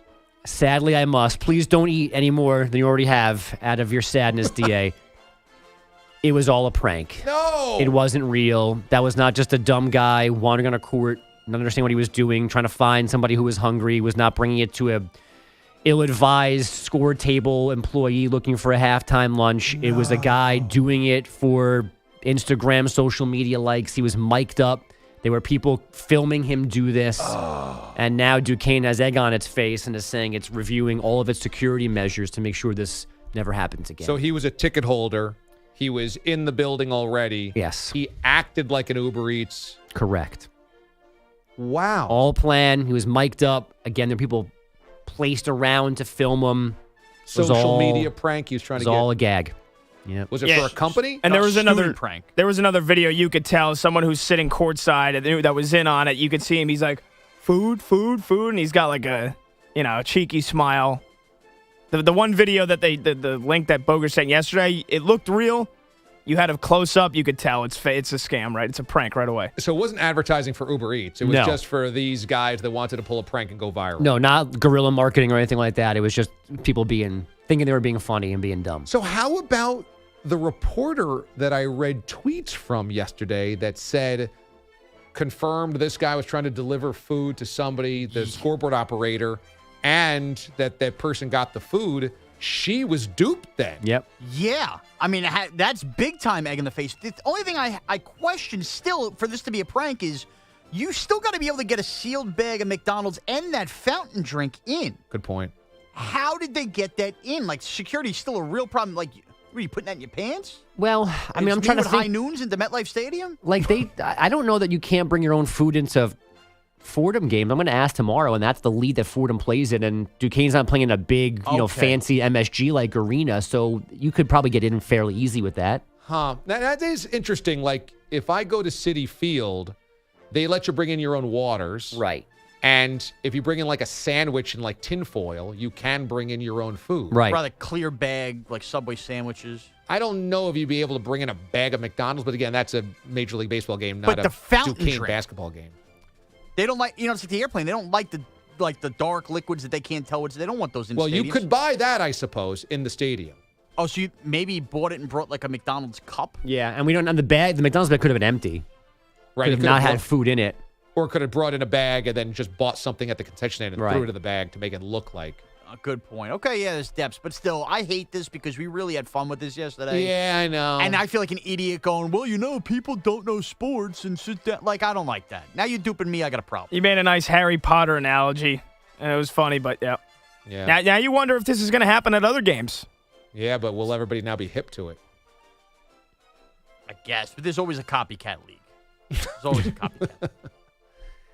Yeah, I mean, look, it's a harmless prank ultimately, so who really cares? But at the same time, yeah, the prank thing on social media, I know like 12-year-olds are really into all the like the YouTube pranks and the TikTok pranks and this stuff. It's like, oh, now it's a world of pre-teens pranking people. Like this is just now the world. Well, remember, you can't really prank call anymore because you get a lot of those callers that will come up scam likely. People just don't answer the phone. Yeah, that's a good point. But when we were kids, you call up a random phone number and you start breathing heavy into it, or you ask if the refrigerator's running, and then you got to go catch it. Can I speak to Seymour? Seymour who? Seymour Butts. Ha ha ha! Right, and now the same 12-year-old boys are putting together fake Uber Eats in the middle of Duquesne basketball games. Yeah. To be a kid again, back before it evolutionized, you had to have social media.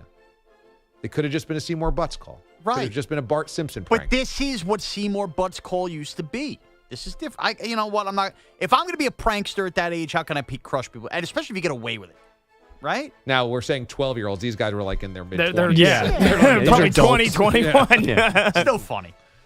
When we come back on the show, the drama builds. What are Gelb's picks for the Celibet? If he has even one of the two, the same as Boyle, he's toast. Get him next. Get him while they're hot. DA, CBS Sports Radio. You're in a 5-minute break. Those breaks in Q. Sounds like an umpire calling a weird third strike.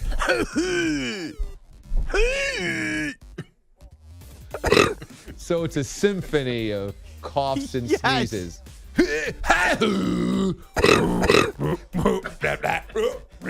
Yeah. And I think in December he goes into Christmas music tones.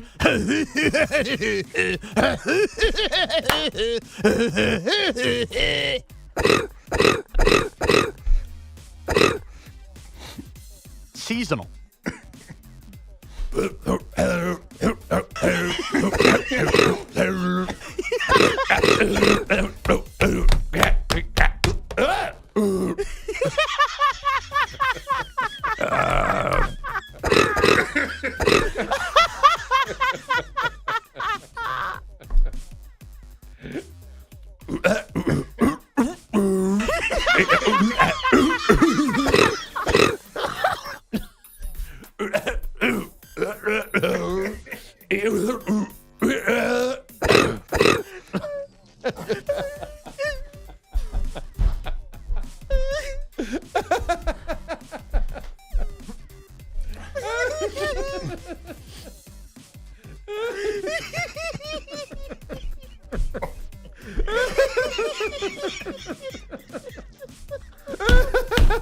Yeah.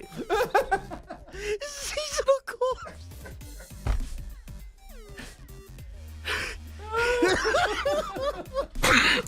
He can go for off the rectum.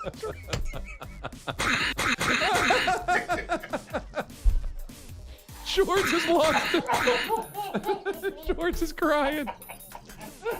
Schwartz is crying. That's a good question. I'm just picturing Jody Mack and the Chipmunks now doing a Christmas concert.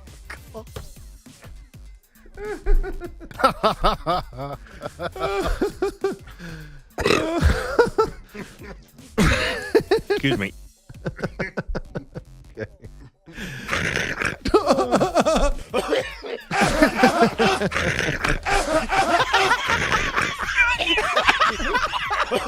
Now, if y'all want to party like we do.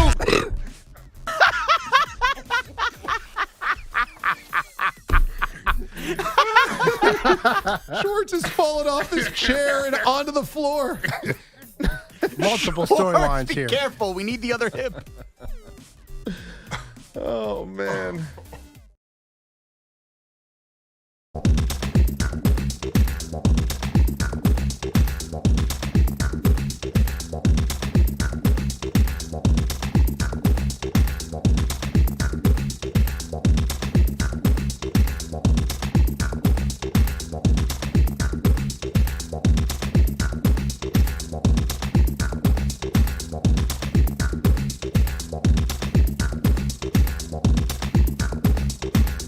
One minute, 30 seconds remaining.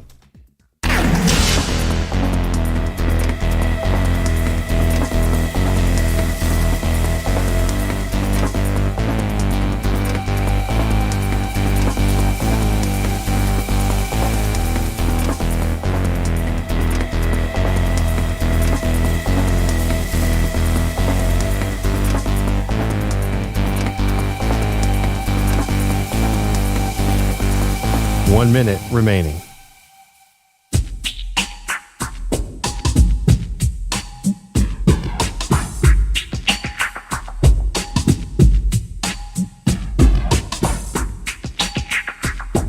.45 seconds remaining.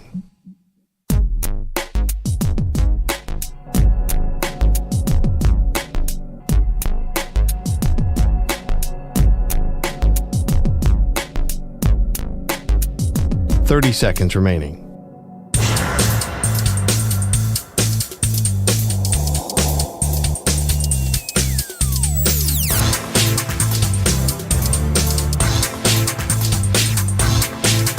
.15 seconds.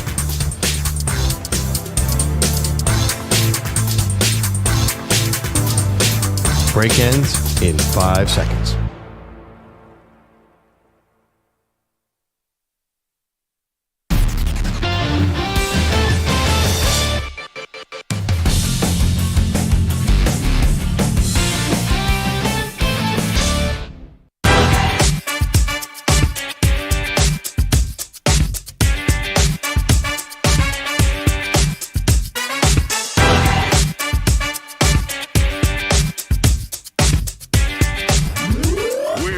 By salsa is the least of your concerns.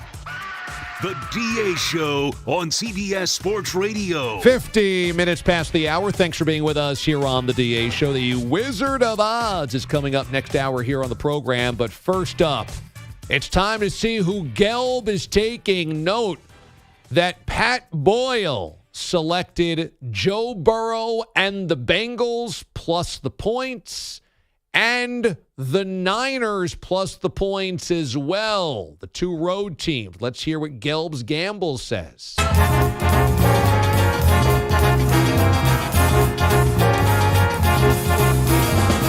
to flip the table. Holy God! There goes the table. I can't believe I'm 0-6 to start our postseason picks. Please note, me flipping the table is all a bit, and for good reason. 1 week ago, I got a text from a Marie with a Denver area code. No clue who that could be, and it said, "Attention, Zach, if you beat Pat in these picks, I'm going to have someone take you out. There's no way we could have Pat go celibate."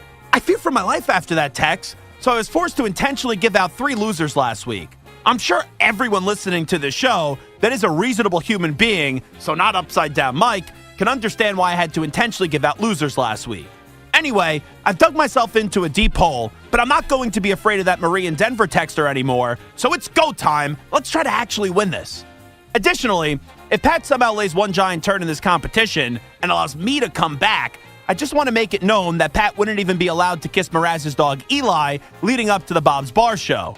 Who would make out with the dog anyway? If I have a peanut butter sandwich or something, I'll put like half in my mouth and we'll go up to each other and we'll each take a bite at the same time and meet nose to nose. I have fun with them. What are we doing? As for my picks, I'll take Jalen Hurts to find any open holes against the 49ers defense, like Tom, Tim, or Pat Boyle Doyle could be scurrying to find any open holes right now in fear of going celibate if he chokes this bet to me, so give me the Eagles minus 2.5. Also take the Bengals +1 against the Chiefs, and after the game, Mike Hilton will look into the camera and say Pat Boyle won't be getting any Burrowhead from anyone anytime soon. T-Aliens, I have no clue Pat is picking, so if Pat happens to pick the same side of both games as me, then this was one giant waste of time, kind of like all who attended Bob's Bar to watch that Giants game on Saturday night. So once again, Eagles -2.5 and the Bengals +1. Those are my picks. Enjoy Conference Championship Sunday. Number one, Gelb's gambles have become fantastic. His writing's great. The jokes are great. Needling everybody is great. Making fun of Mraz for fake slamming that table is great. I didn't do that. Making fun of Blob's Bar is great. I love the whole bit. He has one of the two, the same as Pat Boyle. So he has a flickering hope now. They both have the Bengals plus the one, right? That's what we're saying. But, so that cancels itself out. Gelb needs to make up 2 games with basically 2 to go now. He's got the Eagles. Meantime, Boyle's got the Niners. So Gelb has to get the Eagles -2.5 here. And then he's got to pick the Super Bowl. And he's got to get that right. And Boyle's got to get it wrong. And then it would be a draw. And then we have to decide what to do in the event of a tie. First weekend of the XFL. So we're kicking around some ideas for a tie. But the first step here is for Gelb not to be eliminated. He needs the Eagles to cover 2.5 as Boyle has the Niners plus the 2.5. I can't believe I have 2 of the same picks as Gelb this weekend. Oh, no. Like that, it makes me think I have to fade myself now. Gelb has gone 0-6 in playoff picks, and now both picks are Mraz's picks. I can't do this. Uh-oh. The Niners going to win. Uh-oh. All right, when we come back here on the show, more on the weekend of the championship games, and did the Colts get it right by hiring Frank Reich? We'll do that coming up here next. DA, CBS Sports Radio.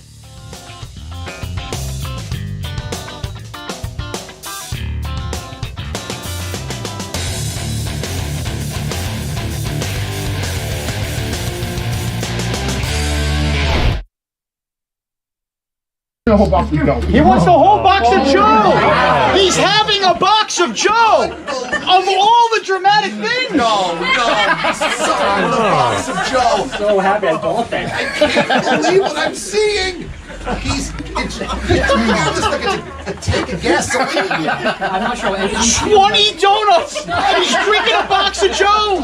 Unbelievable. This is the Celtics fourth quarter. I can't believe his performance. And how about bringing the donut world together? Entenmann's and Dunkin' combining for 21 down on National Donut Day. 1 minute down. 1 minute to go. Whoa. All right, let's hear it, guys. Let's go. Final minute here. 22 down. Let's go. Come on, Booker. 45 seconds. Come on, Booker. You can keep doing it. He's sweating hard. 23 donuts. The coffee's hot. Oh, it's a spill. Oh, your donuts left, Sean. You need more donuts. He's roaring like Godzilla. Fighting back. 30 seconds. Control muscles here, DA. Unbelievable. 30 seconds to play with. 25, 24, 23, 20. For the final 20 seconds, let's cheer on Ben. 15 seconds to go. 24 donuts. 10 seconds to go. 9, 8, 7, 6, 5, 4, 3, 2, 1. And even 25. And even 25. 25 donuts and an entire box of Joe. Woo! Woo! Yeah! I don't know what West Babylon is shaking right now. Standing ovation. Woo! All right, Book, how do you feel? I feel great. I can't believe he's drinking out of the box of Joe. Yeah. Expectations high Delicious. when Dad then shows up. Woo! And somehow blows through those expectations. I can't believe it. I've never seen anybody perform like that. It's unbelievable, DA. That box of Joe is supposed to serve how many people? I think they said it was like 10 to 12 cups. And he was just drinking out of the nozzle. Thank God for the handle. Hope nobody else wanted coffee. Oh, my bad, everybody. No. Believe me, we have enough donuts for you to do this 10 straight days. Oh, nice.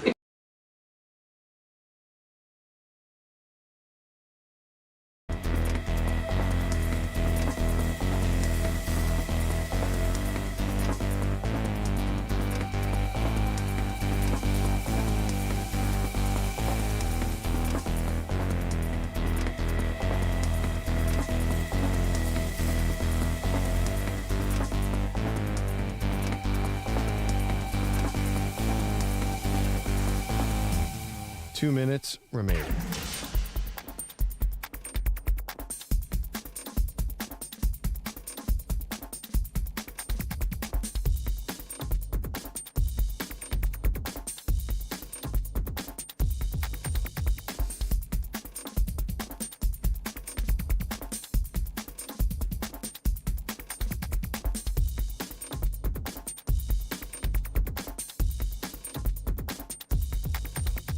One minute, 30 seconds remaining.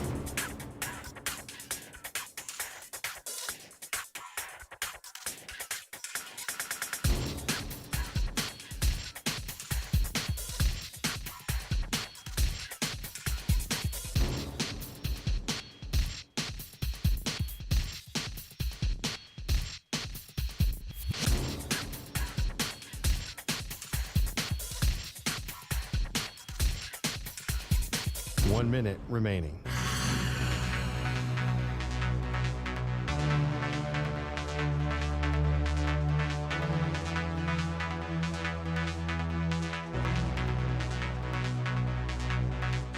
Forty-five seconds remaining.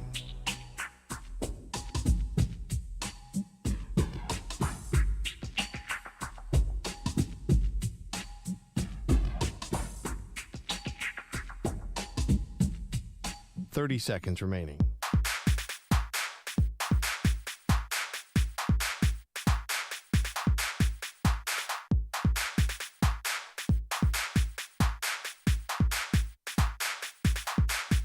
Fifteen seconds.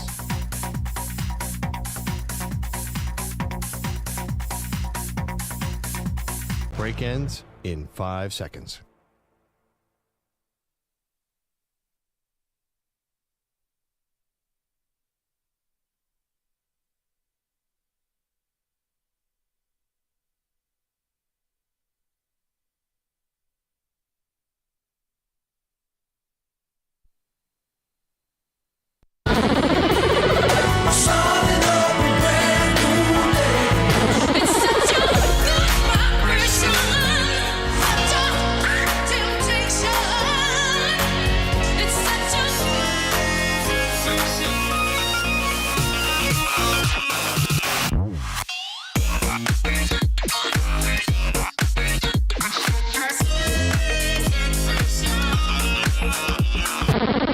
CBS Sports Radio. Hey, what's up? The anchor mission to enter the mothership, brother. Ever heard a sports talk show like this before? Didn't think so. What's going on, Dirty Dirty? It's DA on CBS Sports Radio. Yeah, how you feeling, brother? And I'm feeling great. I'm doing great. Happy Friday, boys and girls. One question only. How do you feel? Well, I feel good and I'm doing well. That's all that really matters. In 20 minutes, it's the Wizard of Odds. And in 40 minutes, Target Demo Friday. When you see the meme of Mraz going cliffhanger, saving his family from the sinkhole in his backyard, let us know where you are and how you're listening, and we will read those coming up later on in the hour.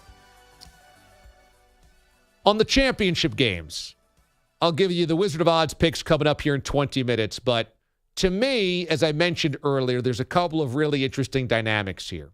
Throughout history, there have been great teams and great quarterbacks that simply ran into the wrong opponent time after time after time of the playoffs. A lesser version of this comp is the late 70s Oilers, who happen to play in the same division as the Steelers. They had Earl Campbell, not great quarterbacking, Dan Pastorini, but slammed their head against the Steelers twice in the AFC Championship game at Three Rivers. Really good team. Might have been the second best team of the AFC for a number of years. Might have been the second best team in the NFL in 79. But happened to be in the same division as the Steelers, same conference as the Steelers, couldn't get past them. The Minnesota Vikings were like this in the 70s. They were a good team. They could never win the big one. The Rams were like this in the 70s. Rams consistently won the NFC West, but lost to the Cowboys year after year after year in the playoffs. Simply could not beat the Dallas Cowboys. The San Diego Chargers were like this. Great offenses. Hall of Fame quarterback, Dan Fouts. But when it came to winning the big games, they just weren't good enough.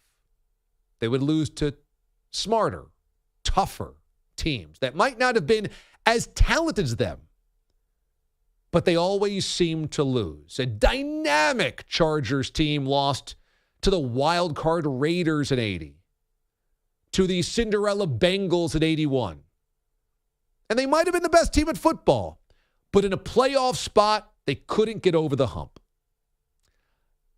I bring up this comp because the Bengals-Chiefs rivalry right now feels a little bit like Colts-Patriots did with Peyton Manning and Tom Brady. Peyton Manning won a Super Bowl in Indianapolis and had Hall of Famers dotting that offense. They put up ridiculous, gaudy numbers every single regular season. 13-3 and 14-2. Set all types of offensive records. Every single year, either home field advantage, the 1 or the 2 seed. But when they hit a grittier, defensive-laden team like the Patriots that had a quarterback in Tom Brady that was unflappable in big spots, routinely the Colts lost. Now, Indy did beat them in the 06 AFC Championship game and did go on to win their only Super Bowl after that game. But we know the history between those two. And when it came to Colts and Patriots, not talking about Peyton Manning, Broncos, Patriots, it was always advantage Patriots. And this Bengals-Chiefs dynamic has a vibe of that, where the Chiefs are the team you watch in the regular season and you want to watch on Monday Night Football or Sunday Night Football. You want to watch in big spots, and the offense is dynamic, and Hall of Famers all over the place, and Travis Kelce and Patrick Mahomes and Andy Reid are all-time legends, and they did get their one ring. But now they've met a team that might just be a little grittier, maybe have that don't care button, and have a quarterback that's just ice in the postseason. This is really interesting because there's so much on the line for the Chiefs on Sunday. I think there's less on the line for the Bengals. Of course, the Bengals want to win this elusive Super Bowl. Obviously. But if the Chiefs are able to beat everybody except the Bengals, and every time they play the Bengals, even in their own house, they lose, there becomes the wall. You know, and then it becomes a mental thing. And you can't tell me the Colts didn't have a mental thing with the Patriots. Even in that 06 AFC Championship game, they fell behind 21-3. And it was like, my God, it's happening again. And Peyton Manning flailing his arms, and Jeff Saturday on the sidelines wondering what the hell is happening, and Dwight Freeney hands on his helmet. I mean, the whole thing was happening again. Now they turned it around, but they felt like, what the hell, it's happening again. You can't tell me that wouldn't be the vibe on Sunday night as you leave Arrowhead if the Chiefs lose this game, whether Mahomes is healthy or not. You'd feel like that's just the team you can't get through. And there's just sometimes in this sport where you can have great games, great teams, great seasons that you just simply cannot beat one opponent, and they stand in your way. The Patriots have been that team for a long time for a lot of squads. In the AFC East, it was the Dolphins and the Bills and the Jets. But in terms of two titans, it was Colts and Patriots. Let's see. Sunday is really big for the Chiefs. And I said this yesterday. It's extraordinary that they've hosted 5 consecutive AFC championship games. But if you have 5 of them at home and you've won 1 Vince Lombardi, it's going to be considered a disappointment for everybody in that building. And that stuff keeps building. Like Rodgers, who got a ring early, like Drew Brees, who got a ring, Mahomes got a ring. So there's not that hanging over his head. Can he do it? Will he ever do it? But, the Chiefs didn't play well last year against the Bengals in the playoffs. They went up 21-3, and then the Bengals adjusted, and the Chiefs, go rewatch that game this weekend. The second half is all Bengals. It's amazing. At Arrowhead, they completely perplex the Chiefs' offense. And by the end, Mahomes is frustrated. Mahomes in overtime is frustrated. I'm really excited to see this because there is a lot on the line because these two teams may end up meeting up regularly in the playoffs, and another Bengals win would just be a wall that somehow the great Chiefs cannot simply get through. NFC Championship game, I mentioned this earlier. I love this matchup of dynamic Eagles offense versus the sledgehammer of the Niners defense. And to be quite frank, as a guy that grew up on the NFL of the 80s and adores NFL films and watched the 70s Steelers highlight videos in awe when I was growing up, there's a part of me that hopes that the Niners win because it would be advantage defense. And I don't know if they can because the Eagles have so many weapons and they're playing on the road and they've got a rookie quarterback that they've got to hope that they can score enough behind. But a great defense strangling a great offense in today's day and age almost feels refreshing. Which brings me to the Colts. I understand why they hired Frank Reich. Steve Wilkes had a hell of a second half of the season. I mean, Matt Rule and the Panthers were sliding sideways, and Rule was canned, and they traded away 2 players, including Christian McCaffrey, and somehow Steve Wilkes went 500 with those guys. He went 6-6 down the stretch and played for the NFC South division late in the season. It was a bad division, but Wilkes really steadied that ship. So he deserved massive, massive consideration for that job. But it's an offense league. You just can't ignore it. It's just wrong place, wrong time. Steve Wilkes in 1985 has a head coaching job. Steve Wilkes in 1995 has a head coaching job. Steve Wilkes in 2005 probably keeps that job. But in 2023, the 4 coaches left, offensive guys, play callers, design their offense. The 4 guys left. Andy Reid, one of the best play callers ever. Nick Sirianni, play caller, offensive guy. Zach Taylor, play caller, offensive guy. Kyle Shanahan, play caller, offensive guy. You can't ignore it. It is the way the NFL is working. Now, to be fair, it's kind of a weird sample size because if you have 32 coaches and 25 of them are offensive guys, then odds are that the 4 remaining will be offensive guys. But it's just the bit. You have to have a quarterback to win, and you have to have a good offense to win, and everybody wants the good offense to win, and it's coming off the Shanahan tree and the Sean McVay tree, and so that's where we are. If you're the Colts and you're David Tepper, you're sick of having no quarterback and a bad offense. So you hire Frank Reich hoping that he fixes it. The one thing I don't want to hear is he doesn't have a young quarterback to work with. He's got Sam Darnold if he wants him, who's only, 25? And he's got Matt Corral, who they drafted last year, who didn't play at all this year because he was injured. If he's a real quarterback guy, which some of the bloom came off of that rose these last 2 seasons, then he's got something to work with there. I understand why they went offense because that's the way that it's going. But Steve Wilkes did a hell of a job with the Colts this year. A note on Billy Packer. Packer passes away at 82 years old. He called the Final Four. He was the color analyst for the Final Four for decades.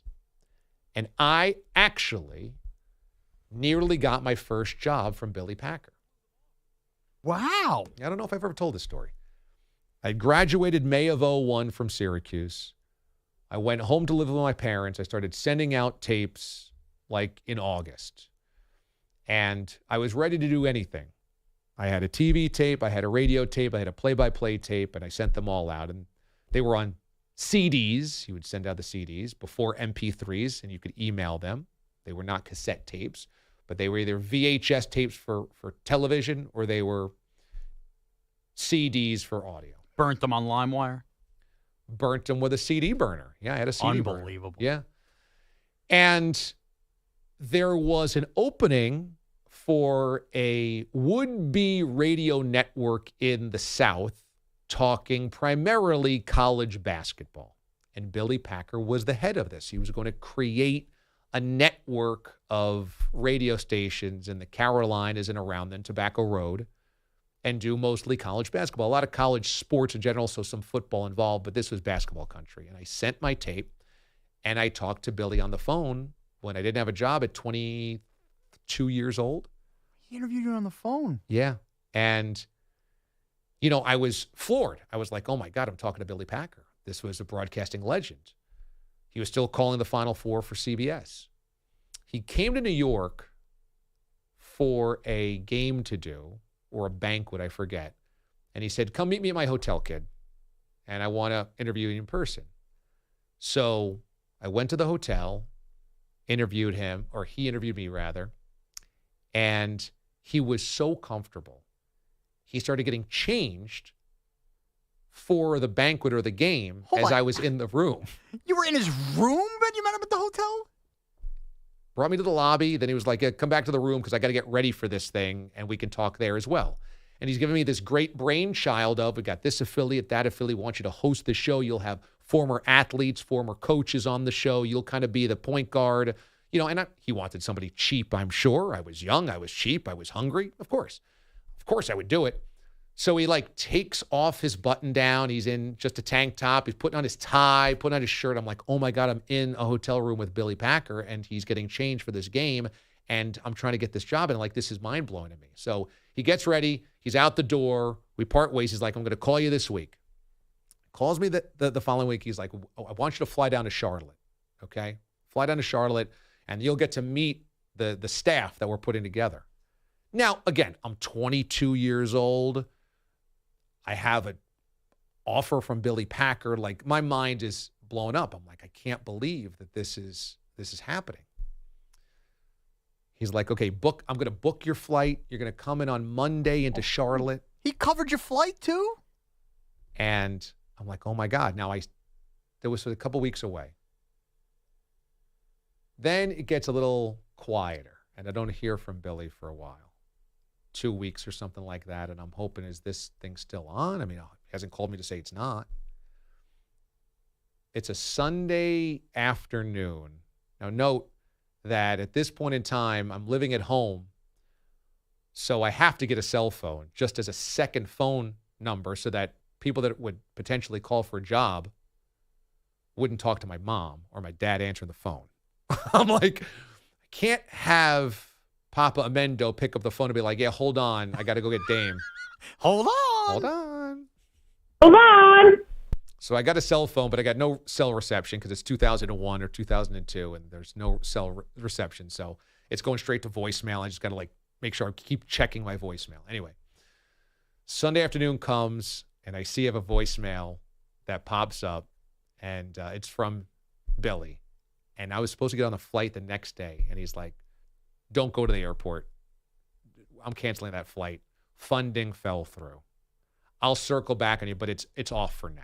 Oh. And I'm like, oh my God. Funding never came together. The whole thing just dissipated. It was a flash of the pan, like of having a fever dream. You're 22 years old and you're like, oh my God, Billy Packer's going to hire me to host a radio network about college basketball. This is insane. Never happened. And that was one of 2 or 3 jobs. I think I told you this other story, that my other job that I was going to have was doing updates on the Empire Sports Network, which is based in Buffalo. But at the time, it was owned by the owner of the Sabres, who then got arrested on, it wasn't tax evasion, but it was money laundering, maybe. They took him away. Tax evasion. It was tax evasion. What was the guy's name? John and Timothy. I don't have. Rigas. John Rigas. John Rigas. Yeah, John Rigas. So that job also fell apart because they're like, yeah, hiring freeze. Our owner got arrested.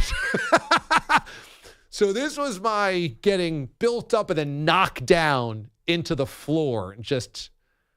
By the end of it, I graduated May of 2001. By March of 2002, I was still living at home without a job, and I was just beaten emotionally. Really beaten emotionally. And then the straw that broke the camel's back. I'm not a guy that doesn't like to work. I came from a family that everybody worked. I came from a family that you were expected to work. I hated not working, but I couldn't really invest in anything work-wise because I was sending out tapes every single day and waiting on the next jet to go wherever, the next drive. And I applied to be a secretary at the Sci-Fi Channel. Remember the Sci-Fi Channel? Oh. And I said, I just got to get a job here. And maybe I'll get my foot in the door, make a contact, et cetera. I said, well, I got to be able to be a secretary. Yeah, you just have to keep rerunning Leprechaun 3 times. And I got a call back, an email. Sorry, we went in a different direction. I said, oh, my God, I couldn't get a secretary job. Wow. I graduated at the top of my class at the best #1 broadcasting school in the country. After a year, I'm living at home. I'm like, I can't stare at my parents anymore. This is brutal. I'm living in my bedroom. I know you did that until you were 30. Yeah, let's calm down. I was like, I can't do that. So when I finally got my first job, I was only guaranteed 10 hours at minimum wage. I was like, and it was in Fort Myers, Florida. And I said, I am driving down. I don't have a penny to my name. I'm putting as many clothes as I can in my 1995 Chevy Lumina, and I'm going for 10 hours, and I'll work in the mall for the other 30 hours to cover my rent or whatever, but I am out of here. And that ended up becoming a full-time job, and that's where I was a producer and an update anchor, and then I became a fill-in host, and then I became a full-time host. But it was all because I was so desperate. I was like, all of these other opportunities got totally taken away from me, and one of them was watching Billy Packer change into his button-down before a game in his hotel room. That's an amazing story. And only the shirt, right? We didn't see Billy's Packer, right? Jeez. The guy just passed away. It's a warming story about it. It is, and I'm trying to keep it warming. Yeah, that is warming. It's interesting. That's warming, asking about the man's Packer? Well, it's an interesting story. He's not comfortable around. That's a great story. That would... I'm not even going to waste my breath. That goes from comfortable to... You made it weird. Criminal. Oh, yeah, we're doing pillow talk picks with Boyle last hour. Now I'm the weird one. That's consensual. Those picks are consensual. Yeah, so that's my story. I'm sticking to it. When we come back here on the show, it's the Wizard of Oz, who went 3-0 last week, everybody. DA, CBS Sports Radio. You're in a 5-minute break.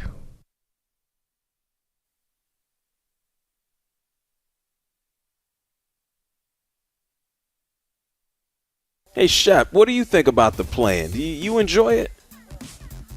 I'm a sports purist, JR, so I love any form of competition where the stakes are highest and everything is on the line, and athletes reach that inner child, if you will, and they play for the passion of the game, not for the brand, not for the fan, but for the win. What the hell did you just say to me? I don't know what you just said, Shep. I thought that was very poetic.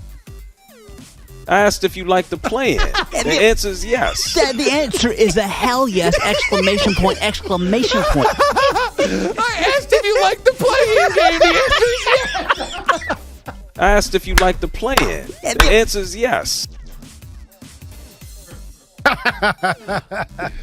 Oh, that is so good. Oh, I can't even breathe right now. Oh, my God, that's so good. Where the stakes are highest and everything is on the line, and athletes reach that inner child, if you will, and They play for the passion of the game, not for the brand, not for the fan, but for the win.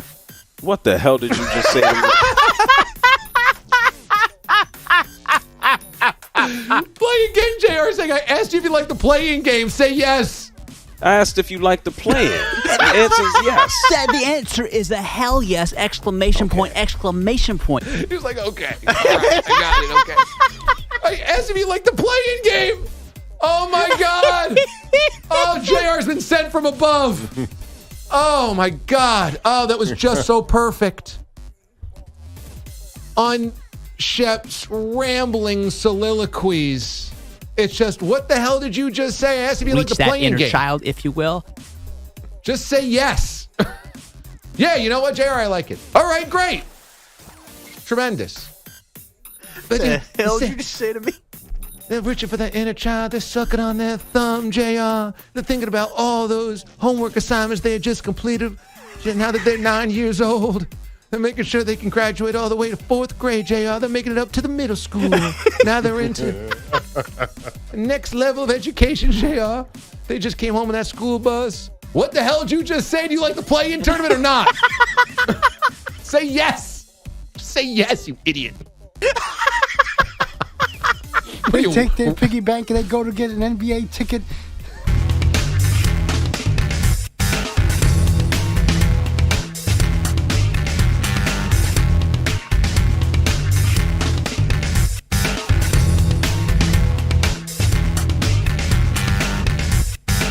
Two minutes remaining.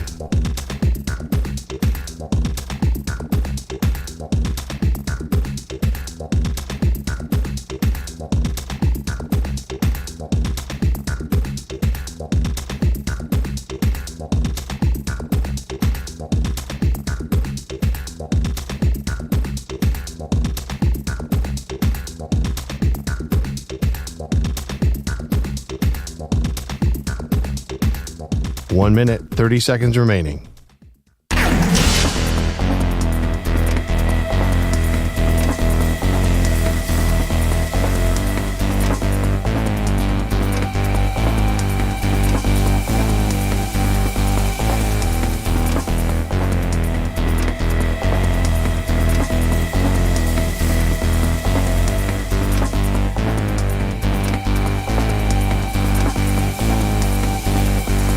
One minute remaining.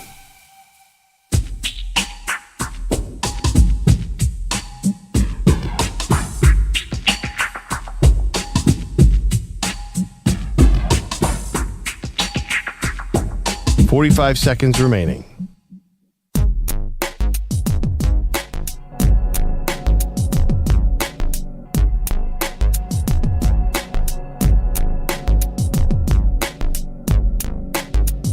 .30 seconds remaining.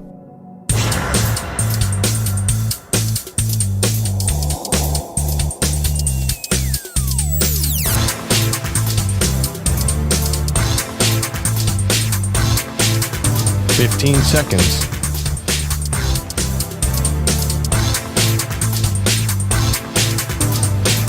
Break ends in 5 seconds.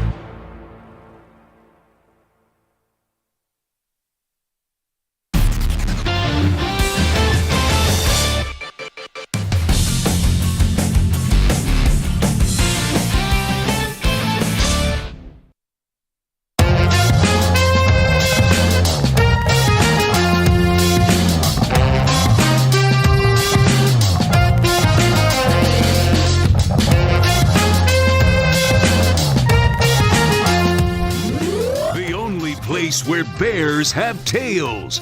The DA Show on CBS Sports Radio. Get your final Target Demo Friday in there, where you are and how you're listening when you see the meme on social media. And we'll get to those Target Demo Fridays coming up here on the show in about 15 minutes from now.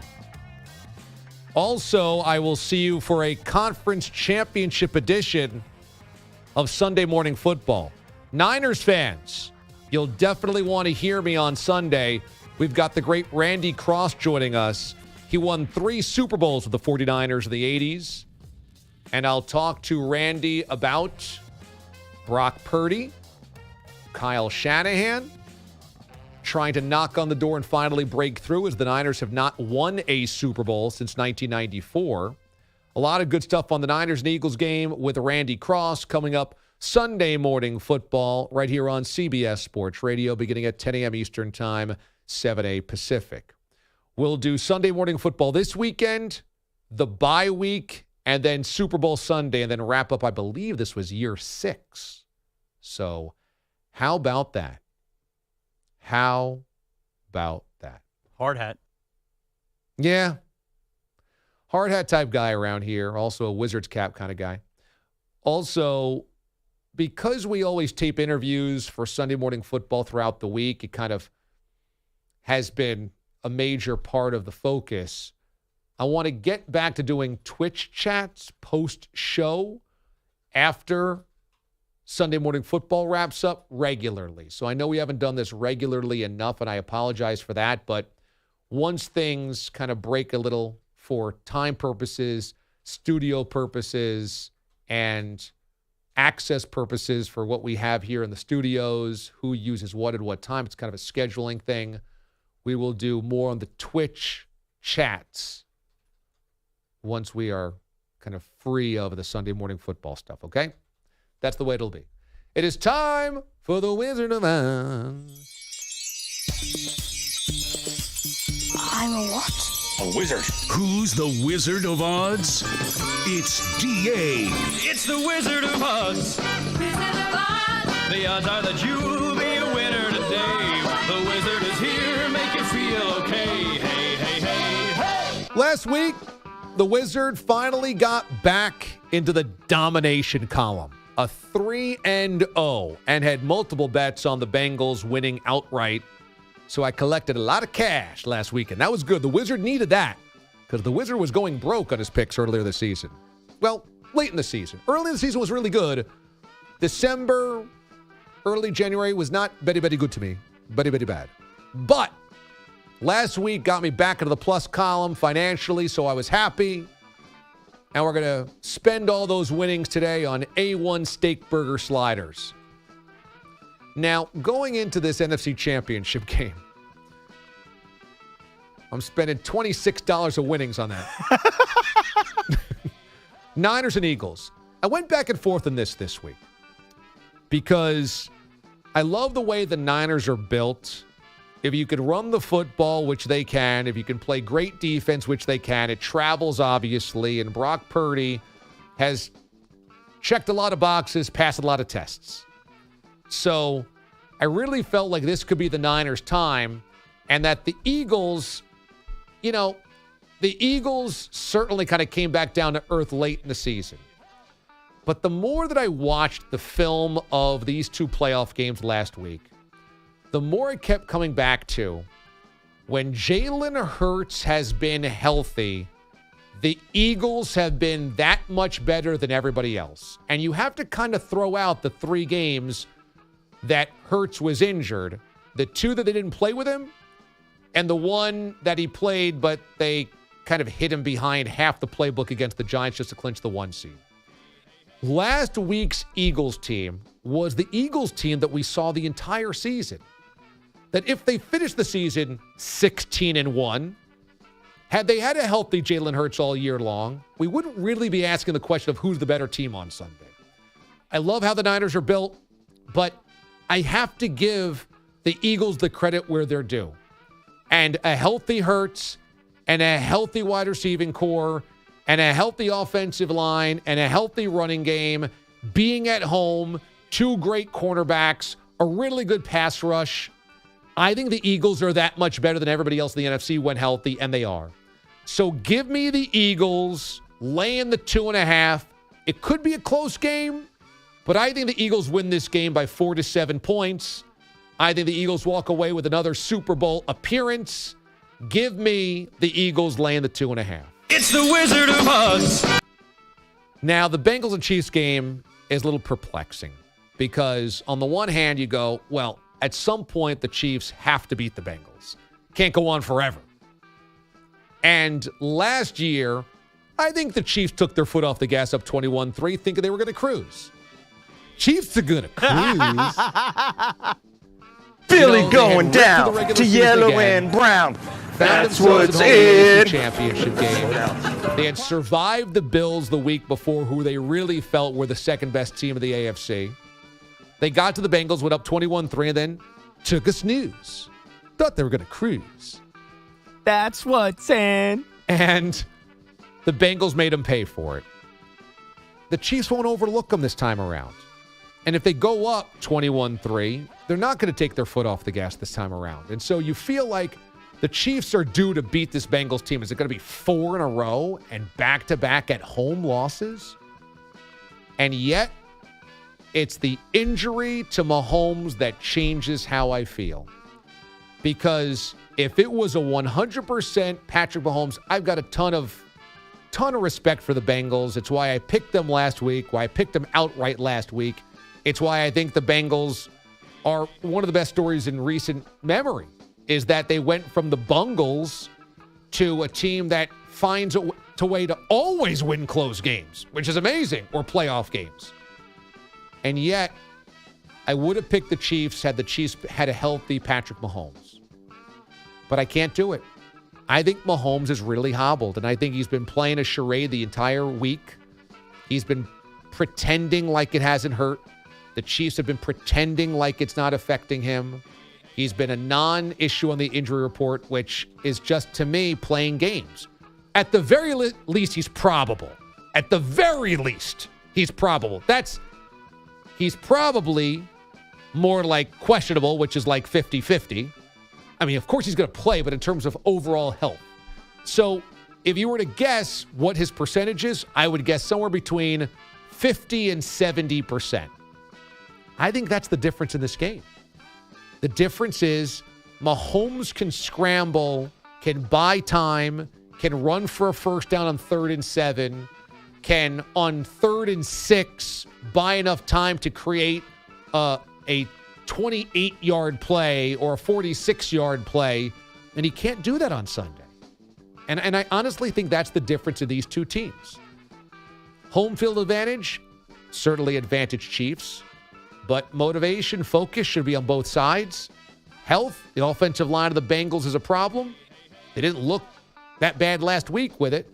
The Chiefs' offensive line, fine, but the Chiefs' quarterback is a problem. And I thought it was interesting when we talked to Mike Golick Jr. yesterday, who's a collegiate former offensive lineman, and I said, why were the Bengals able to survive all the injuries of the offensive line? He said, well, on the offensive line, there's not a lot of thinking. There's a reaction point. And he said, you're a big guy trying to move forward.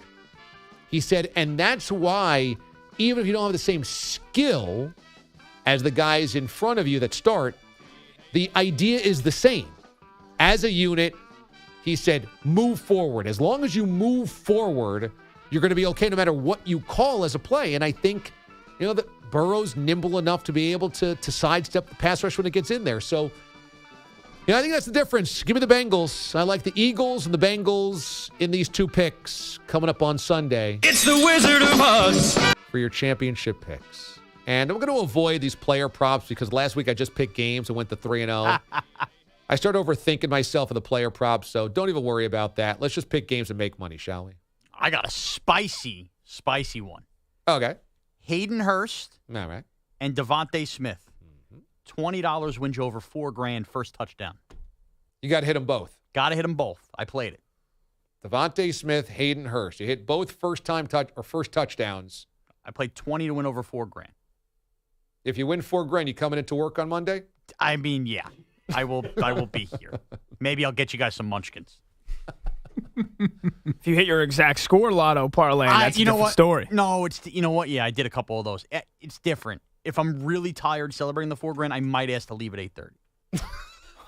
That was unnecessary. Man. Well, that would have been 15 minutes longer than Pete. But... You guys are not nice. It should be noted if you're wondering why you would tune in on Monday, you might be like, oh, I want to hear a recap of the NFC Championship game, the AFC Championship game. I want to get their analysis on this. I want to hear, what they think about that. The real reason to tune in on Monday to see is how much Pete hates us. He hates us. That's so actually bad. because on Wednesday when he was having his health situation. He was tired. He was out of it. He was off balance. His head was on the board. He was up. He was down. He was asleep. Then he was railing on the Hall of Fame committee for Scott Rowland. You know, it was a roller coaster of emotions for Pete. Pete had to leave midway through the show. Billy Jock alone took over. That's why Pat Boyle's been in with us the last 2 days. But in the meantime, we've kind of cracked wise about it, and Pete does not think that that's funny. And so there's a boiling resentment right now, a burning resentment within Pete. And who knows how it'll manifest on Monday. Oh, I can tell you how it manifests. He's not going to say a word to me until 7 a.m. Eastern time, an hour into the show. And I will just say this. If we're already in the hole and he's already mad, then what's a few more jokes? Yeah, there's no way we can bury ourselves even more. Yeah. I mean, Bogus is taking shots in group text there. I mean, we're all to blame. We're all to blame. I like that one last night. That was very cheeky. We do hope he feels fine. Yeah, of course. You know, he's had 4 days to rest. He should be all right Monday. That's not nice. It has led to a live Boyle's Pillow Talk Picks, which was a huge win. Huge win to be able to have him perform in studio for us. I love that. All right, Bogus has our final headlines of the morning. DA, the latest addition to LeBron's resume is a 19th All-Star appearance, tying him with Kareem for the most all-time. James and Giannis are team captains for next month in Salt Lake City. They'll pick their squad shortly before tip-off. They can choose from these starters: Curry, Luka, Jokic, and Zion from the West, Kyrie, Durant, Tatum, and Donovan Mitchell out of the Eastern Conference. Mitchell and his Cavaliers with an easy win in Houston last night. Allen on the handoff to LeVert. Shoots at left wing. Garland. Long three. Good! That's right. Wow. From the front row seats. I think it was El Paso. He was way out there. That's from Cavs Radio. Darius Garland with 26 in a 113-95 victory. Paul George scored 35 as the Clippers crushed the Spurs 138-100. LA's on a season-long 4-game win streak. The Nets losing at home to the Pistons 130-122. The Celtics lost at home to the Knicks 120-117 in overtime. And the Suns lost at home to the Mavs 99-95 despite Luka leaving in the first quarter with a sprained ankle. The college basketball world has lost Billy Packer. He was 82, had been dealing with multiple health issues recently. Packer called 34 consecutive Final Fours for NBC, then CBS, the run ending in 2008. Becoming a legendary broadcaster after a good playing career at Wake Forest was not Packer's goal. He took a TV job, though, in 72 and worked his first Final Four just 2 years later. Number 1, Purdue with a 75-70 win at Michigan last night. Number 8, UCLA losing at USC 77-64. And number 21, Florida Atlantic took care of Middle Tennessee 85-67, extending the nation's second longest winning streak to 19 games. College football now, Miami firing offensive coordinator Josh Gaddis a year after he won the Broyles Award as the nation's top assistant at Michigan. NFL coaching news from yesterday: the Panthers hiring Frank Reich as head coach. Dan Quinn remains the Cowboys defensive coordinator, and Nathaniel Hackett will run the Jets offense. And our friends down the hall on WFAN are pushing crazily for the Jets to trade for Hackett's apparent buddy, Aaron Rodgers. American Tommy Paul went deep down under, reaching the Australian Open semifinals, but that's when Novak Djokovic got in the way. Paul sent home today 7-5, 6-1, 6-2. To play him here was, it was a cool experience. You know, I knew he was going to play really, really well.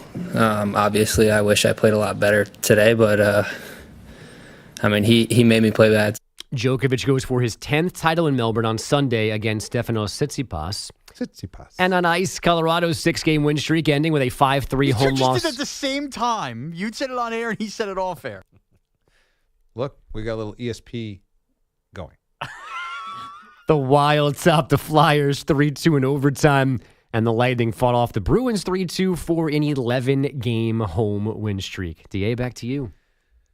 Thank you, Bogues. When we come back on the show, it's Target Demo Friday. DA, CBS Sports Radio. You're in a 5-minute break.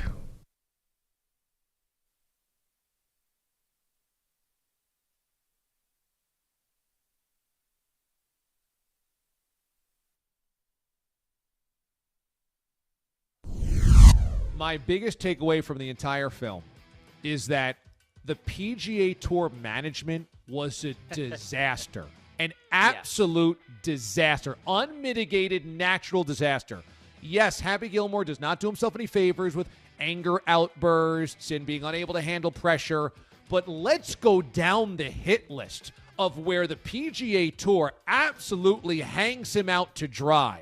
Number one, they allow the heckler not only to be close enough to Happy Gilmore to talk to him in between strokes, but so close he pops up from behind a bunker. He's actually in one of the bunkers. This is a huge issue. You've got to have some separation between the heckler and the golfers.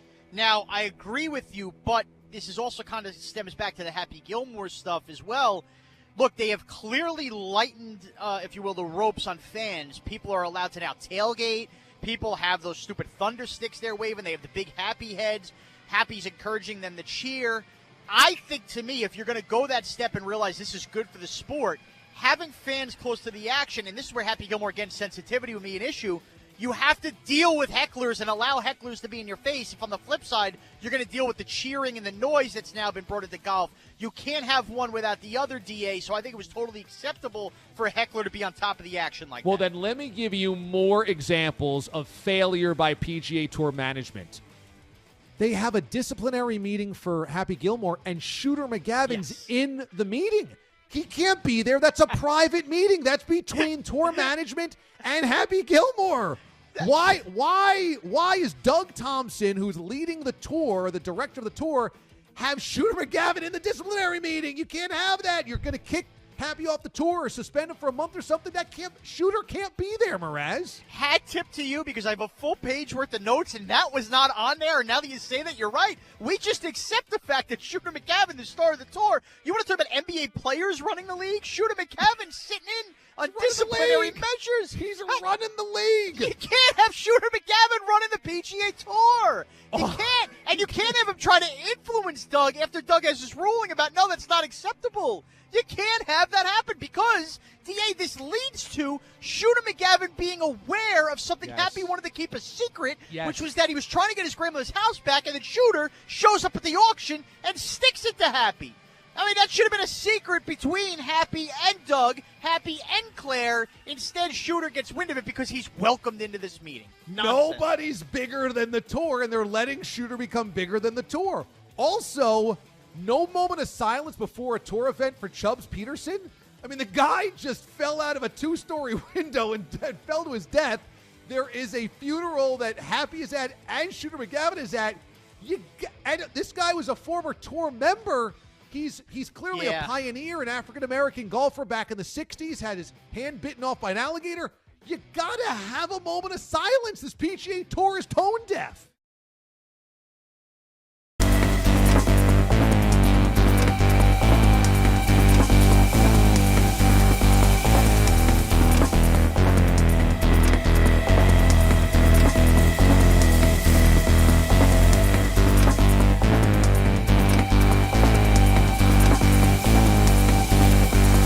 One minute remaining.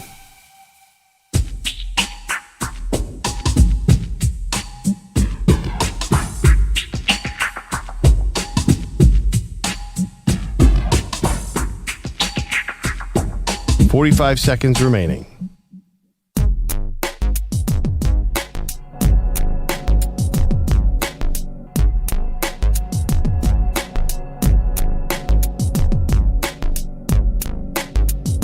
"30 seconds remaining.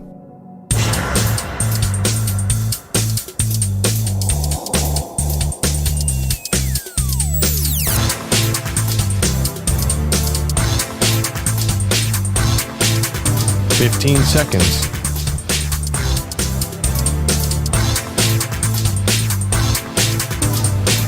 Break ends in 5 seconds.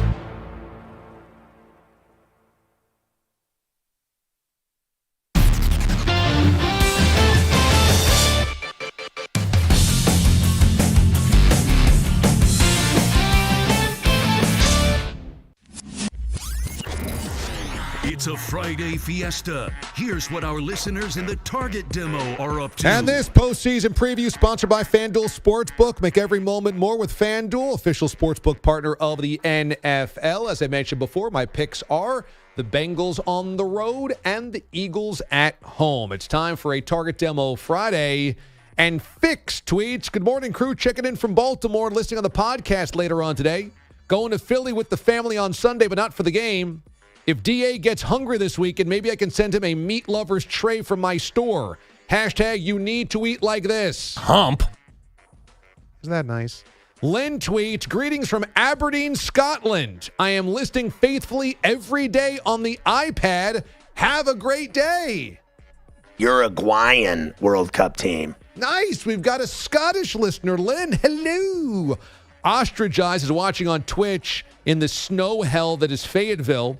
Can't wait to watch the Niners fans lose their collective bleep when the Eagles run them over this weekend. Hashtag power, power. Waka waka. Alex is watching in Green Bay, and as a college freshman, your story about Billy Packer resonated with me, as my goal is to get into sports broadcasting as well.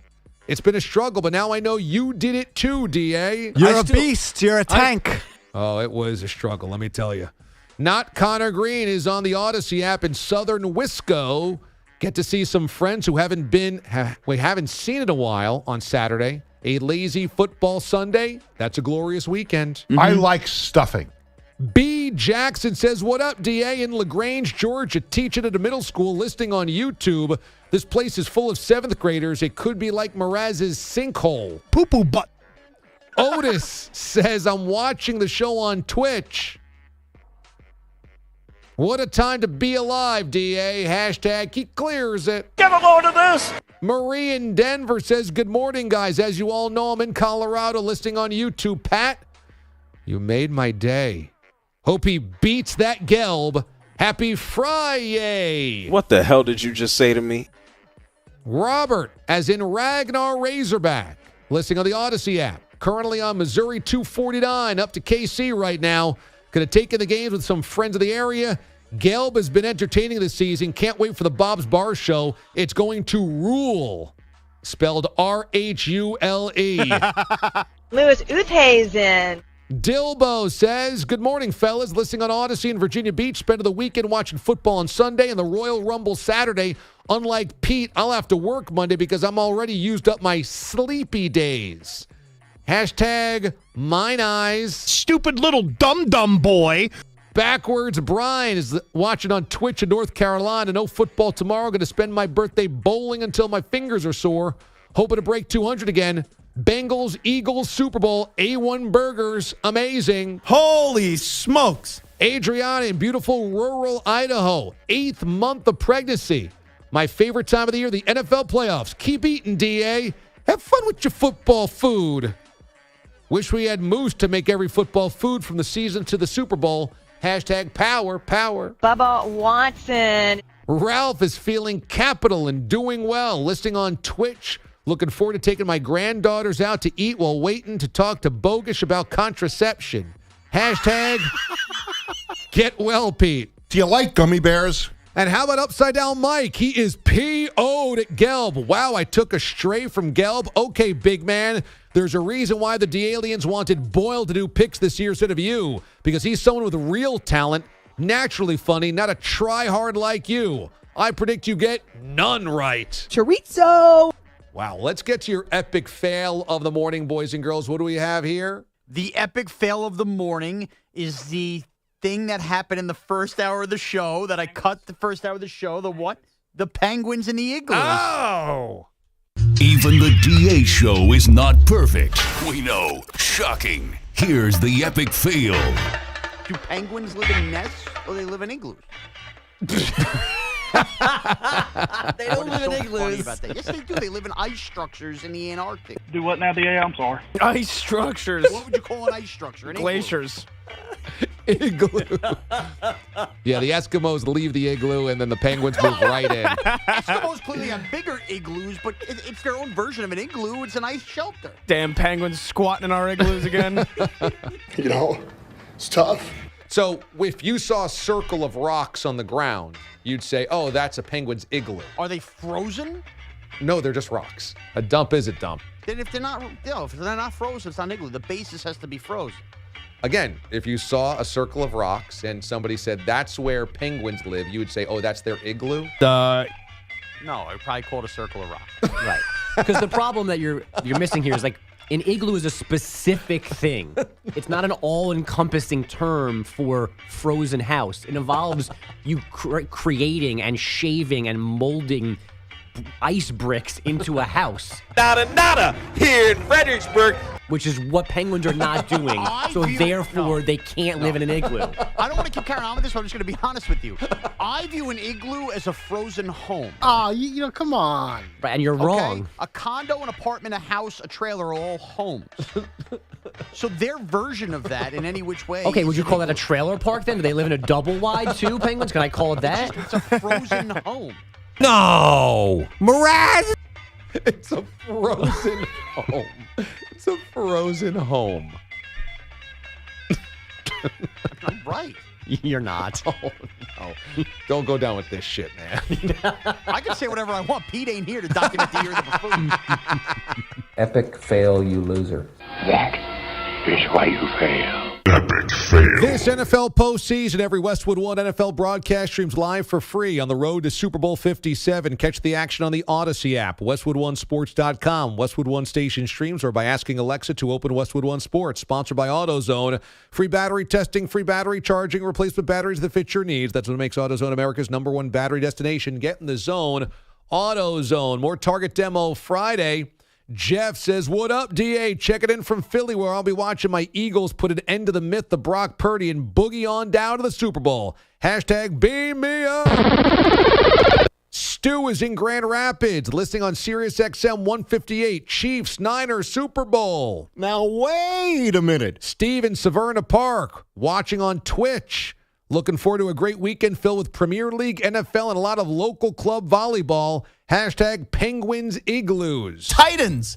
Big Lar is on Twitch in Twin Falls, Idaho. Go to my daughter's piano recital. Sunday shovel snow. They make A1 sliders and watch my Niners take trip number 8 to the Super Bowl. Hashtag power. Crunching and munching. Lewis is on YouTube in snowy Toronto. Marie in Denver will like this, but we had an avalanche crash down to the city this week. We're getting more in the coming days. Get a load of this! Mraz is 100 pounds, is in New York, listening via Mraz. Looking forward to some NFL on Sunday, which means nonstop eating. And DA, welcome to the Fat Club. Waka. Hashtag I'll drop dead without those spring rolls. You need to eat like this. You need to eat like this. Woof, woof. All right. Thanks to Sean Mraz, executive producer. Thanks to Pat Boyle, a.k.a. Tom Doyle, on your Wheels of Steel. Thanks to Andrew Kaplan, the Wizard of Watch DA. And thanks to Andrew Bogish on your headlines. Be good and be good to one another. I'll see you Sunday morning for Sunday Morning Football. The mothership disconnects.